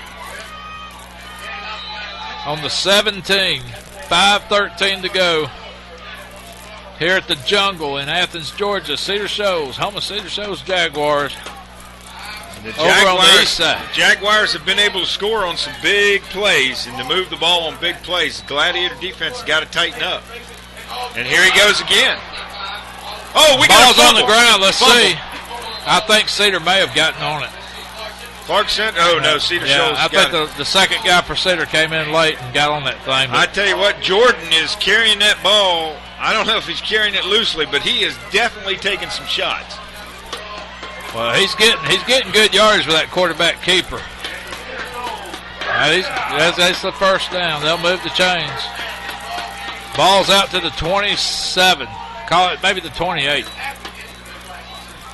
21-13, 4:42 to go, third quarter action. Well, it looks like Cedar's trying to take advantage of our adjustments on Whitehead, and we're leaving Jordan untouched. This time they give to Whitehead, and he rumbles 5-6 yards off right tackle. Yeah, Nathan Fulton makes a good hit, but Whitehead still picks up 3 yards after the hit.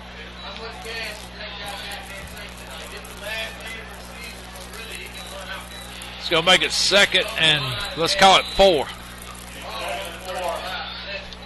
Ball's just inside the 35. Cedar trying to get to the 38, 39-yard line. 2nd and a short 4. They give to Whitehead again. We hit him behind the line. Was that Stovall or Miller? Let's get a number. That was Stovall, number 98. Stovall's taking the challenge here against Whitehead.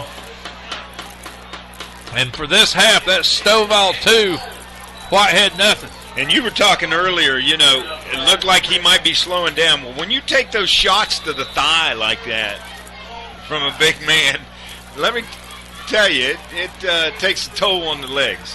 Well, you just, I'm always amazed, Chuck, how it seems like the best running backs in history are always them smaller guys that can kind of lower themselves and absorb more punishment with their upper body. But a big guy like him, you just don't see that every day. 3:18 to play here in the third quarter, and Cedar Shoals calls timeout. Josh, what you got? I tell you what, these coaches down here are really loving this intensity that this Gladiator defense has shown out here. I know Cedar Shoals did score in the last drive, but these coaches are really hoping they'll step it up right here, get a 4th down stop. They're already getting the punt team ready. Well, defense playing big this half. Except for the short field that Cedar had to work with after the fake punt, the defense has played absolutely stellar, Chuck, as far as I can see. No doubt. Other than that last series, they gave up a couple big plays to Cedar Shoals, and but here again, we buckled down and making the right calls on defense. Once again, that defensive line has got to scrape those blocks and hit that tailback and at least slow him down. So Cedar taking a long time out here. Buster, third quarter score from Flowery Branch with 7:42 left in the third quarter there. It's Flowery Branch 14, Gainesville 21. 21-14, the Branch hanging around. As they call them, the Branch Boys. The Branch Boys. And this will be the first region championship ever for the Branch Boys if they can pull off the upset tonight. But Gainesville's in the driver's seat right now. Cedar runs a little quarterback keeper again, but nothing doing. Maybe even lost a yard. Going to be interesting here. Good play there by the defense to stop the quarterback. And here comes the punt team. This is the first 4th down I've seen them punt tonight. Well, and I mean, it's just elementary here. You're down by a score. You don't want it to get out of hand and on their side of the field. But you're right, Chuck. I don't remember Cedar ever punting tonight. Well, I know they did early. They did. They did early. Yeah, you're right. But it wasn't this type of situation. So their coach has definitely gone for it quite a few times. And I can't tell if that's Jelani or Kenjai Reed. We almost blocked it. We ran into the punter. But is that going to be a 5-yard or a 15-yard? Let's wait and see what this call is going to be. I'm sure it'll be a 15-yard. He got him pretty good. Personal foul, yeah. That's roughing the kicker. That's going to be a first down. So Cedar with a huge break to keep a drive alive, and let's hope that don't come back to haunt us. Well, I tell you what, that is definitely a momentum changer right there.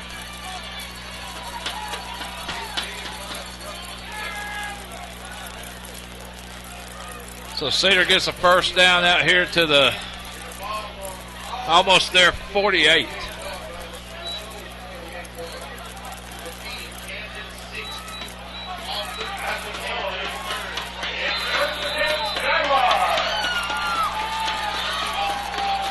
Cedar comes up.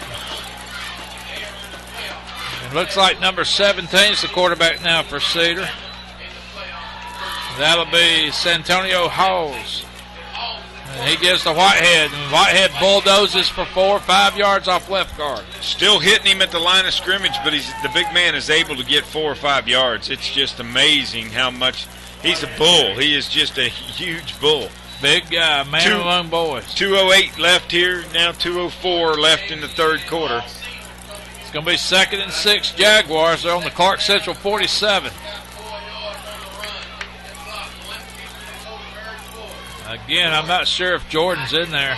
Yeah, he's back in. Jordan is, and he's going to do a quarterback keeper, and he evades and maybe picks up a yard off left tackle. That's still 17, Buster.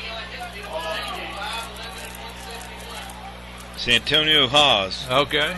So I wonder if Jordan's hurt. You know, he looked kind of rattled on the back there on the end zone a few series back. Well, they're looking at him on the bench, an ankle or something down here in front of us. Yeah. Gotcha.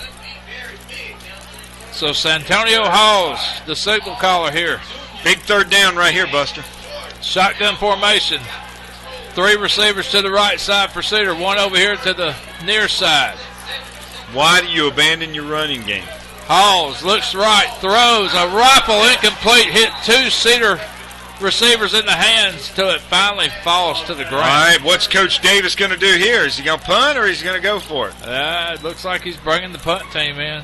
I don't see 99, though. So maybe a fake punt, Chuck? Well, where's your punter? Number 99 was your punter. There he is. He's out there now. Okay. Coach Davis going the conservative route here now. Number 99, Zach Huberty. And again, I understand the call. It's a 1-score game. He just doesn't want to get away from that. He wants to keep a chance. I just don't understand why he abandoned his running game. Yeah. I mean, they were doing huge he did us a chunks favor. of yard. No doubt. I think Cedar moved. No call. Fair catch made around the 13-yard line by Jelani Payne. Yep. So 52 seconds to go, and Josh, what you got on the sidelines? Anything interesting? No, nothing too interesting. I tell you, the Central coaches were talking just like you were, telling all those guys to watch the fake. They're definitely playing it safe there, not going for another punt block, making sure Cedar Shoals wasn't going to do a fake punt right there. Well, it's a battle of field positions, and right now, Clarke Central's got a long way to go. We got 85 yards to a score. Looks like we're just a few inches short of that 15-yard line. Cameron barking out signals. He puts Maxie in motion. We give to Jelani. He's got a hole, but he doesn't hit it. No, Chuck, and the hole was there. Yeah, if he would have cut back to the right, he probably would have picked up 10 yards. Jelani had a hole and it was open, but he chose to go left, and he got stopped for maybe still a 5-yard pickup. So 2nd and 5, 32 seconds. Now that's something you don't see very often. One of the mothers just brought a drink out in a cup and handed it to one of the Cedar players. Well, that's support. And there's a Jaguar mascot running around there on the track. Jelani off left guard. He's going to bulldoze his way for a first down and a little bit more as the quarter's going to come to an end right there. 21-13, Clarke Central leads Cedar in the 2012 Classic City Championship. And we're going to try to see if we can find some scores for you. We had a bunch of them at halftime, and see if we can follow up with anybody anywhere. Well, wait a minute. Did the clock die? No, they okay, now it's over. Okay, in the third quarter. Be right back after this short break. This is GITV.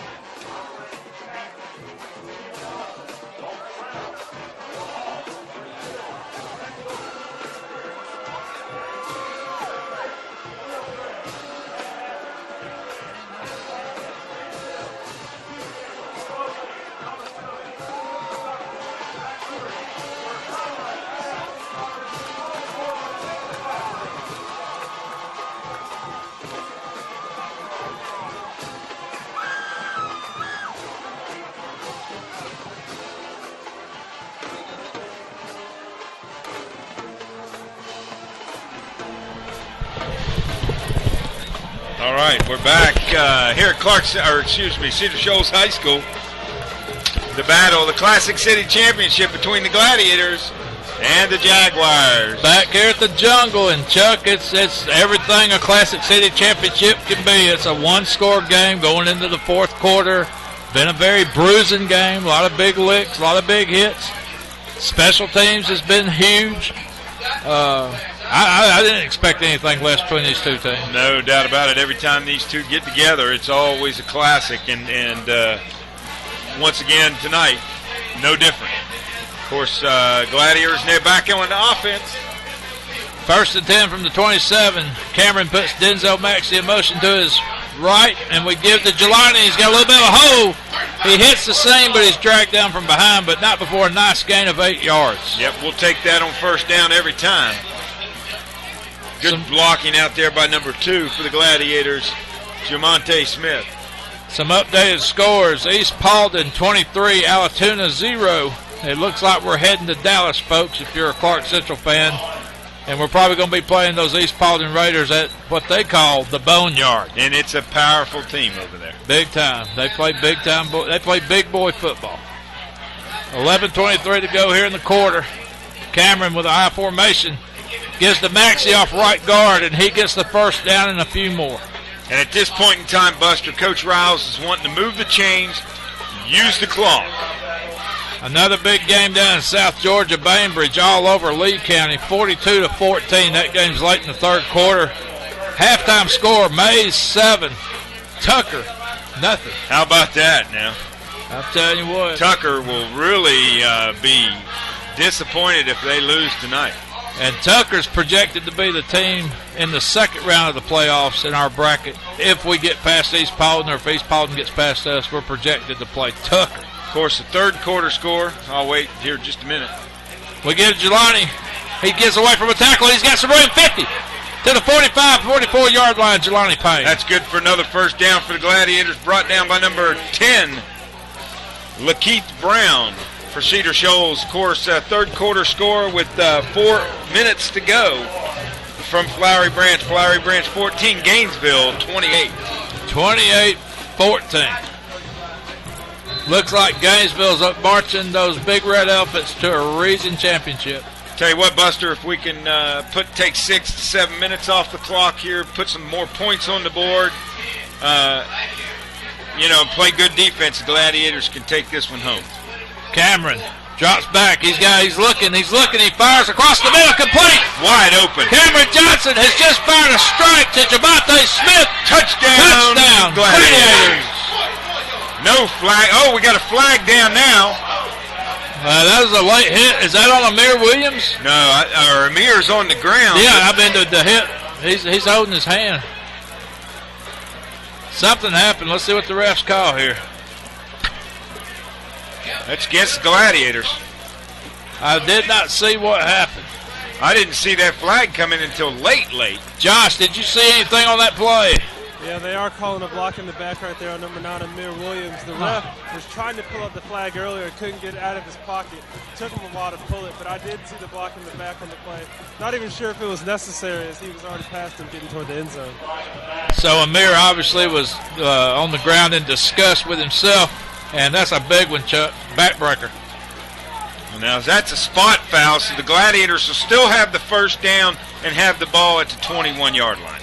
Well, and I don't mean to make light of this, but that's the third touchdown we've taken off the board because of a flag, and you just hope that kind of stuff don't come back and bite you. I mean, we still got 10 minutes to play, Chuck. And you know, this game is always a little chippy. These guys play rec ball coming up through the ages together, and now they're in different high schools, but yeah, that's you know, very much unlike a Coach Riles coach ball club. Cameron under center. We're on the 21. Max again in motion. We get to Jelani, who's got a little bit of a hole, and he hits it for maybe 3-4 yards off right tackle. Still positive yards. I'll take it every day, Buster, right there. Gladiators just interested in moving the ball, moving the chains, and running some clock. We're down to 9:53 to go in the game. 2012 Classic City Championship. Clarke Central leads 21-13. Yeah, I'd like to see it get down. I'd like to see us use another 2 minutes here to get a touchdown. Wouldn't bother me a bit. 2nd and 8. Clarke Central's inside the 20. Cameron's going to go shotgun this time. Smith to the left, Williams to the right. We do a play-action quarterback keeper, and Cameron rumbles for maybe a first down close to the 10-yard line. Let's see. Yeah, that's going to be a first down. I tell you, we don't run that play. And Cameron's coming out, and he's holding his right arm, Chuck. He's not lifting that right arm. He's obviously gotten popped again in that shoulder, Chuck. That's not a good sign. Cameron came off the field, and his right arm never moved. They'll bring in Austin Johnson, backup quarterback. 9:02 to go, and the clock is running. But Cameron just very gingerly ran off the field. I think he just took a shot. I think he'll be okay. July's going to go to the 10, to the 5, 4, 3, 2, out of bounds. July's got the Gladiators inside the 5, and theoretically the Gladiators could get a first down without scoring. Here comes Cameron back on the field. I don't know if that wasn't some kind of You think that was some gimmick kind or something. I don't know. Well, I'm going to tell you what, Cameron completely sold me. When he got off him, his right arm never moved. It stayed like glued to his hip, and I was just like, oh no, he's going to take another shot. But you know, in this day, this information age, maybe somebody's watching on the internet and they're telling East Paulding, hey, quarterback's hurt again. Who knows? Cameron Johnson back in there. He gives a Jelani Payne touchdown. Untouched. Gladiators, touchdown. I would have loved to use 2 more minutes on the clock, but 8:41 now left in the game, and Clarke Central goes up 27-13 over the Jaguars. That really took some wind out of the sails to see some people getting up and leaving the stadium here from the Cedar Shoals side. Well, that's a 2-score lead now, 2 touchdowns, 2 solid touchdowns, and we're trying to make it 2 scores and a 2-point conversion. We stick it through there. Good. Big, strong leg there by number 84. Zabodak makes it Clarke Central 28, Cedar Shoals 13. Josh, how's the sideline acting now? Well, I'll tell you what, you know, the Clarke Central fans over here were glad to see that score, but someone also glad to see the score was Amir Williams. I saw him crack a little bit of a smile coming to the sideline. Glad to see his block in the back didn't end up hurting the Gladiators in the end. Well, that you're very true, and I know I squabble about it more than anybody about the penalties and coming back to haunt you, but thank goodness we've got that 2-score cushion now, and maybe we can just play some defense and get out here with another Classic City Championship, Chuck. Yeah, no doubt about it, and Josh, I can tell you one person he won't crack a smile around, that's Coach Riles. Yeah. Coach Riles is good about finding those people that smile too much. Hey, 2:47 left over in Flowery Branch in the 3rd quarter, and it's Gainesville 28, Flowery Branch 21. Flowery Branch just will not go away. Zabodak on the kick, and Bolton deep for the Jaguars. Let's see if we can kick that ball inside the 10 on that right-hand side, the far side, away from the camera. Zabodak lines up. He looks at both sides of the line, and he drives a line drive that's going to hit and bounce around the 20. And Cedar drags it out to about the 28-29, and they're knocked down right there. Once again, a kick that Coach Riles is not going to be happy with. And Zabodak is brought straight to the sidelines to talk to Coach Riles. But I will say, Zabodak is having trouble on the kickoffs. His leg is sliding out from under him. Yeah, that field is some kind of moist. And don't know if it's from the dew or from maybe field maintenance this afternoon, but this is wet from something. It must have turned midnight at 11 o'clock today to be that kind of wet from the dew. 28-13 is your score. Cedar. Jordan's back in the game. We almost drag him down for a sack, but he completes a pass over to the 31. Gain of about one. Big Damon Stovall in there on the rush. And now Stovall's walking like he's got a little bit of a limp. He's not coming out, though, I can tell you. He's going to work through it. That's one of those guys that's going to rub a little dirt on it and keep going. Yeah.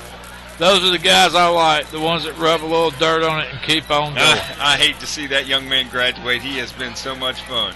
2nd and 8.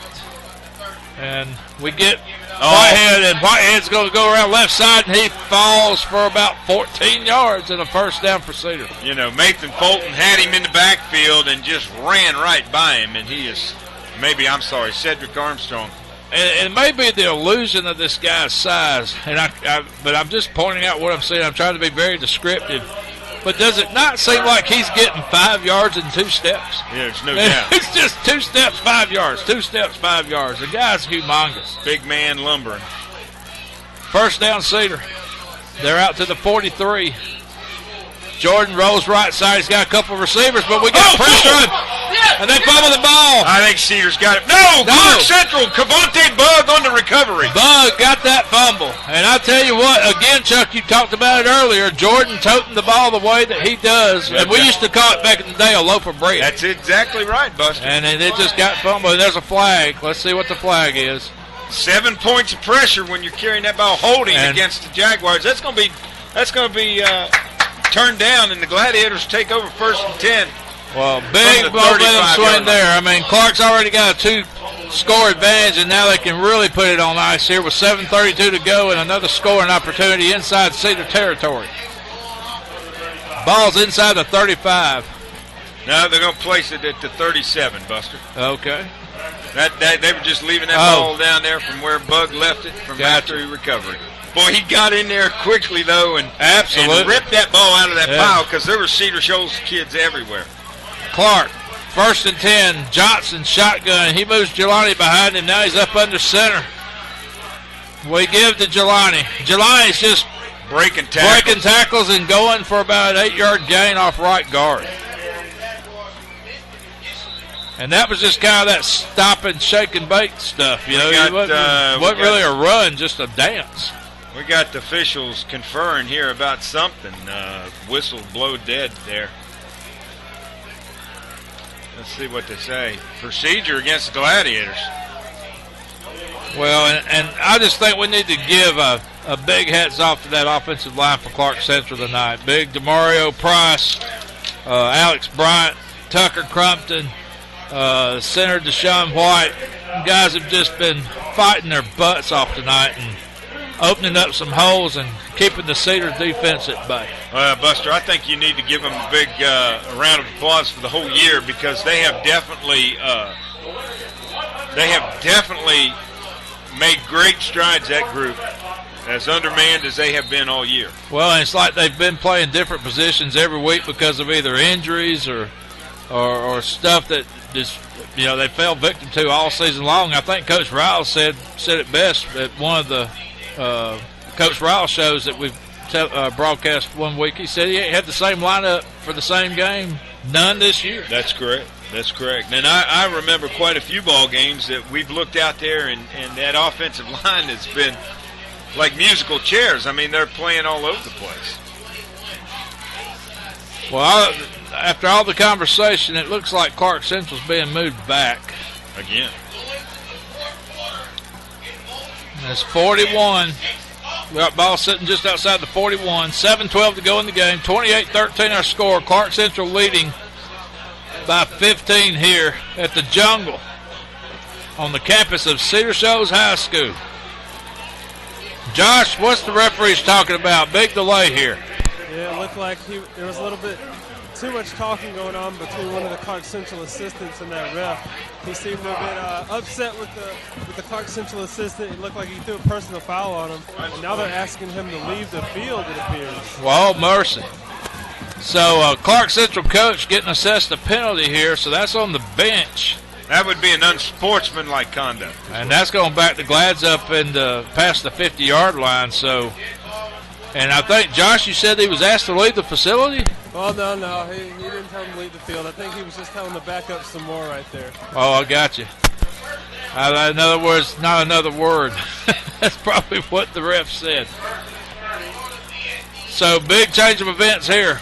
7:12 to go in the game. Clarke enjoying a 2-score lead, but we're going backwards. It's still first down, though. First down, that's a positive. Probably first down 28, maybe 30. First down 30. 30, yeah. Nothing for a climber right here, Buster. Well, you can only go forward. If we do a trap draw to Denzel, it maybe picks up 3, maybe 2 yards. The bad thing about this type of situation, it just fires up the other team and keeps them in the ball game. 6:40 now left in the ball game. And you know, Chuck, as we have gone through the season now and kind of seen how this thing shaked out, that's been a trademark with Clarke Central this year. Just not been able to put that last finishing touch or that last blow on an opponent this year. Well, you think about the seven seasons that Coach Riles has been here. This is his youngest team by far. Absolutely. And if we continue to go on and win this ball game, Cameron throws it incomplete. It will be his worst regular season at 500, 5-5. But even his first year, they went 6-4 by beating Cedar Shoals twice in the same year and went on to the playoffs. But at 5-5, as young as this ball club is, that's still big. going to state playoffs. And with the schedule that we had too, just a murderous row schedule this year. Every team we lost to was ranked at one time or another, and some of them are still ranked as we speak. Well, 3 of them. But the only point I was trying to make, just seemed like this team had a knack to start out real fast and get up in a hurry, but then they just couldn't quite finish the job at hand and would let a lot of teams hang around. And right now, whether you like it or not, Cedar's still hanging around this thing. No doubt about it. Of course, Gladiators going to have to punt here. You think back at the Gainesville game with the big 2-touchdown lead and let Gainesville get back into it. You think of the Flowery Branch game that the Gladiators had fourth quarter lead, 13-10. Multiple opportunities to put that game away. And, of course, the Heritage ball game, the Gladiators have the lead and unable to finish the ball game. Those 3 games in particular, back-to-back. And all 3 backbreakers. Within the region was really a tough road to hoe. Clarke's going to be 4th down, 4th and long. Max Germain on to punt. And right now we're just trying to get that clock to tick out. Jermaine sticks a foot in it. Good. Cedar's going to fair catch it around. He let it bounce around the 18. Oh, no, that's got to be a penalty. He picked the you ball can't up. fair catch it and run, and there's no flag. Unbelievable. And he's trying to act like he didn't do it. Everybody in the stadium saw him throw up his hand. That's number 9 for Cedar. Middlebrooks. Chris Middlebrooks. Yeah. All right, defense, we need you one more time here for the Gladiators. 5:04 to go. 28-13 our score. And we need a big stop by our defense to put this thing on ice. And meanwhile, for those of you people wanting to know, it's 28-21, but Flowery Branch is driving. They're down inside the 10 at Gainesville. And Flowery Branch may have just scored. And they fumbled the ball at the goal line, Chuck. I'm not sure. Back here, Cedar runs a little sweet play to the left, but I think they're going to say he was across the line, and that's going to be a touchdown, but don't see a signal yet. It's 28-21. Gainesville leads Flowery Branch by a touchdown, but Flowery Branch looked like they may have just scored the tying touchdown. We'll keep you up to date. Region Championship on the line for 8-5A.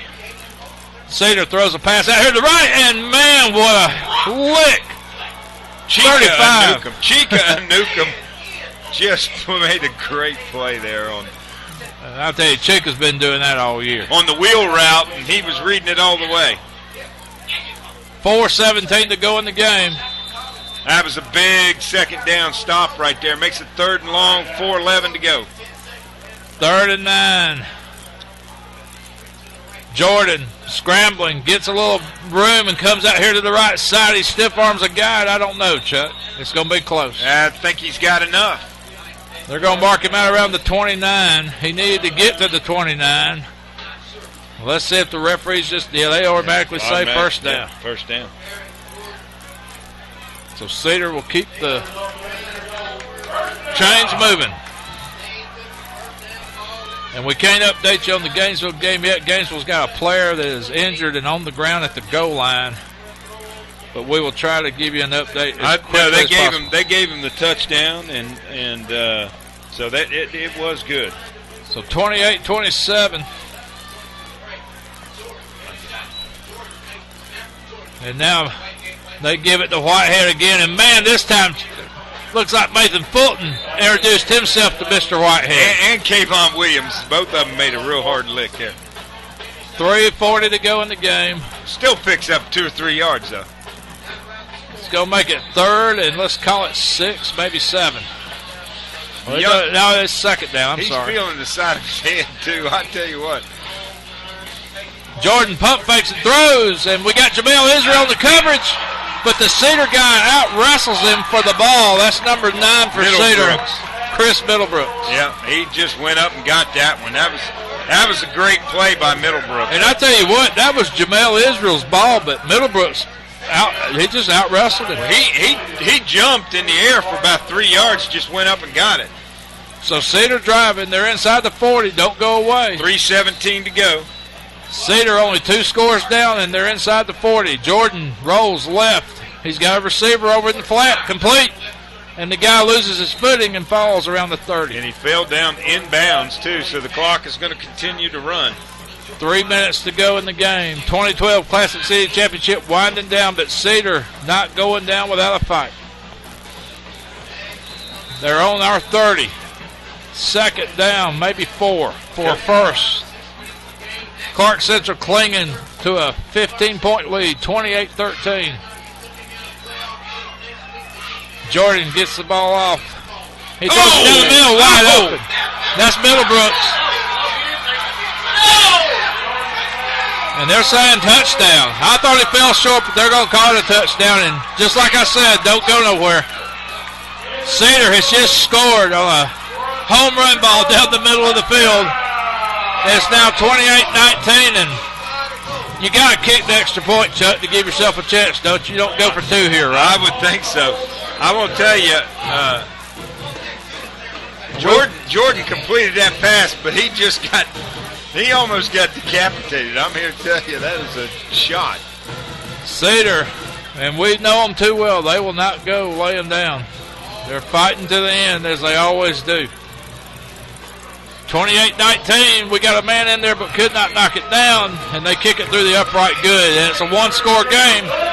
Clarke Central 28, Cedar Shoals 20. Josh, what about that touchdown?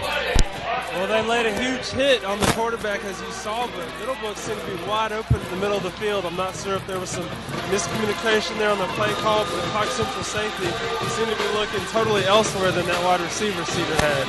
I want to tell you something else, though. I know you noted all the Cedar fans that were leaving the stadium. A lot of them that were heading toward that exit over there have turned around and making sure they watch the end of this exciting game right here.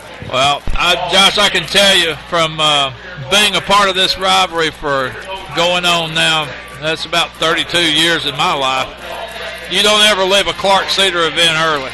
You just never leave too early.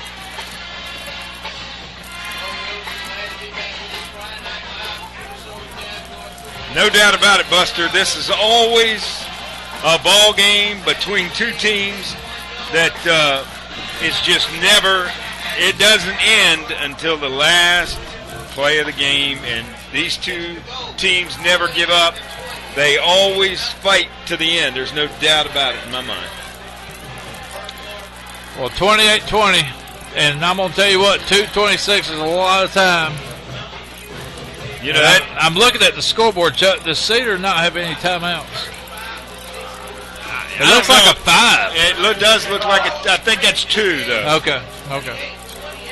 And, of course, that score over at Flowery Branch is now tied up 28-28. So the Region 8 5A championship still up for grabs.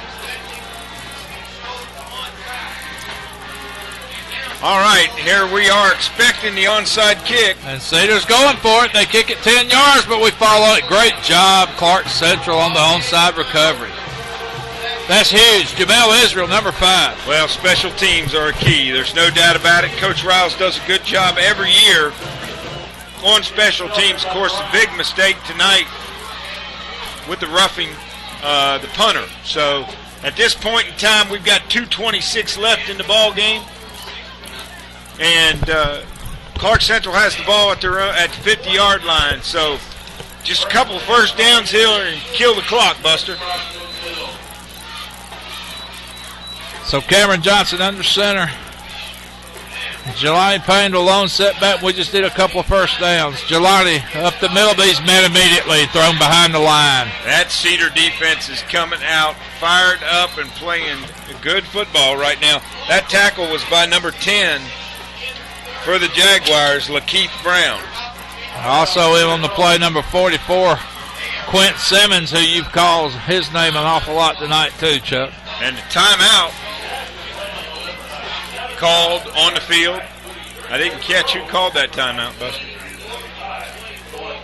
So with a timeout here, Chuck, and 2:20 to go, we know we got to have a first down to kind of put this thing on ice. But Cedar's defense, they're ready. I mean, they're going to make it hard. And that was a quick strike by Cedar there on that last series. Well, and you think back at all the touchdowns that Cedar's had tonight, all of them have been really relatively quick strikes. Well, I'm telling you, this thing's far from over. We need a first down in the worst kind of way. And I cannot tell by the scoreboard, but I'm guessing Cedar maybe has a timeout left. Yeah, it still has a 2 up there, so huge to get a first down. Let them burn this other timeout, get a first down, and you can milk the clock from there. But we got to get a first down and have them use that other timeout. And now I hope we don't have a procedure. That's going to hurt us. Yeah, that's going to be Cedar's getting field position with no time running off the clock. 2nd and 11. Or 2nd and 15. Yeah. Excuse me. 2nd and 15. Well, again, and I hate to beat a dead horse, but you go back to those 3 touchdowns that we pulled off that board on penalties. 28-20. And it wouldn't be anything any different if it wasn't like this for a Classic City Championship. You couldn't expect anything any less. 2:20 to go in the game. We need a first down. 2nd and let's call it 16 for the Gladiators. We're on the 45. Man in motion. We give it to Jelani, who almost slips in the backfield, and he barely gets back to the line of scrimmage. And it's going to be 3rd and 15. Yeah, he's tripped up by number 55 for Tay Fields for the Jaguars, and no gain on the play, Buster.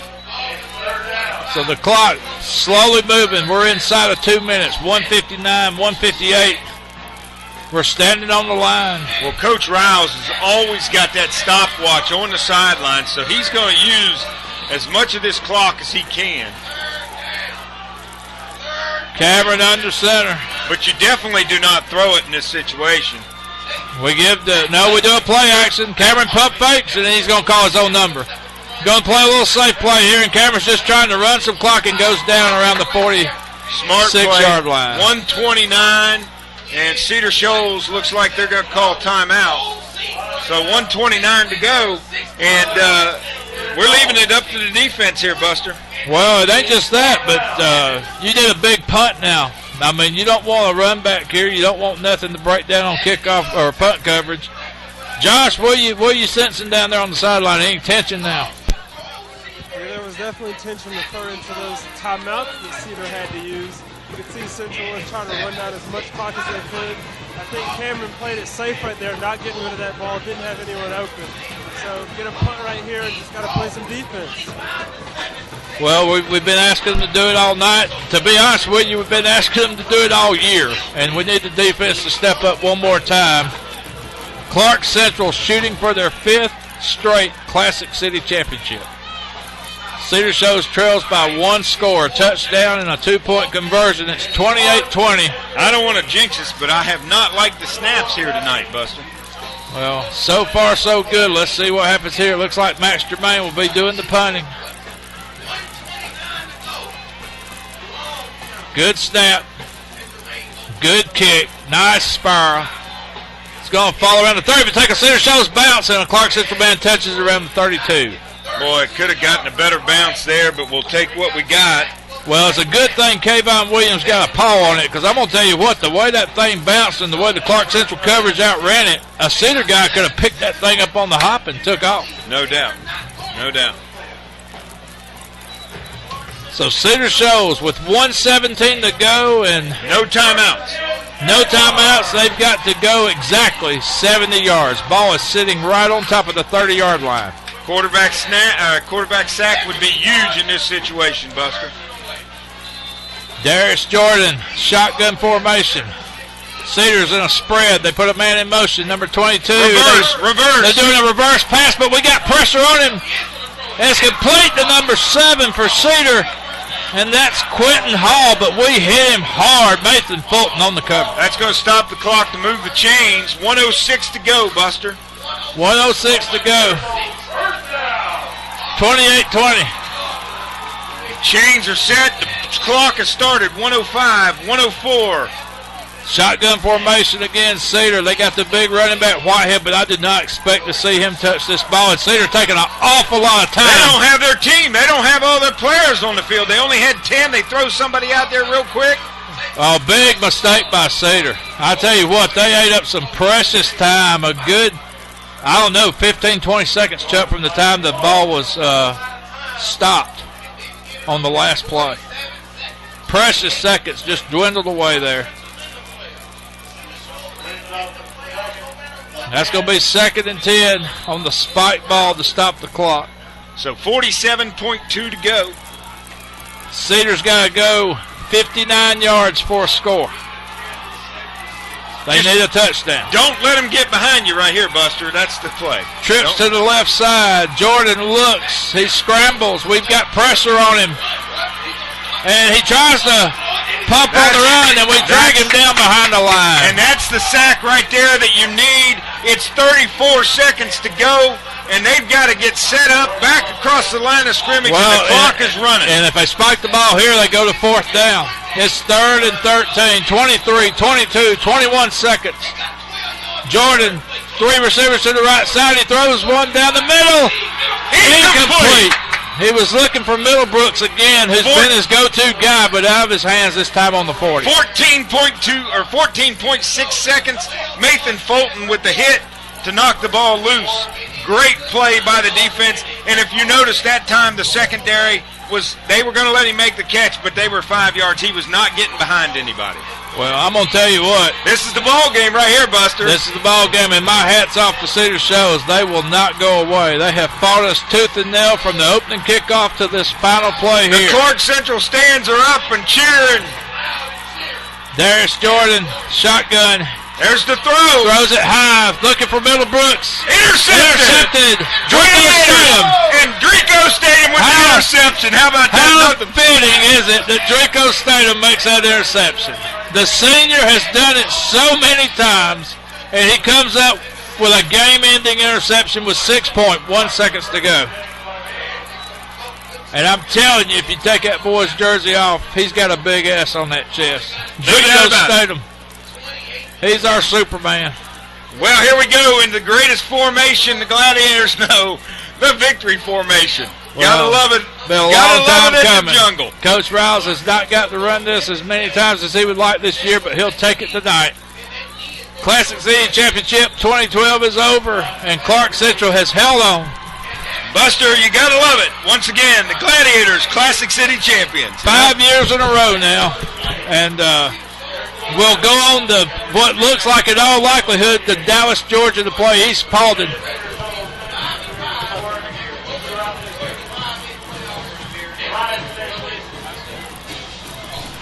And it looks like we'll be playing East Paulding. They was up 23-0 on Alatoona the last time we checked in. And, of course, our own Region 8 5A championship. Flowery Branch and Gainesville all tied up at 28 in the fourth. So a lot of stuff going on this last night of the 2012 season. Again, a beautiful birthday present for two Gladiators. Number 54, offensive lineman Tucker Crumpton, and number 9, wide receiver Amir Williams, celebrating their birthdays here tonight and doing it in big style, big fashion, wrapping up a Classic City championship. What, in all likelihood, is the third time for their careers at the varsity level. So our final score here, once again, Clarke Central 28, Cedar Shoals 20. For our sideline reporter, Josh Miles, for our engineer, Chris Crumpton, our camera person, Charlie Harris, for my tag team partner, Chuck Wegman, I'm Buster Crumpton. So long, everybody.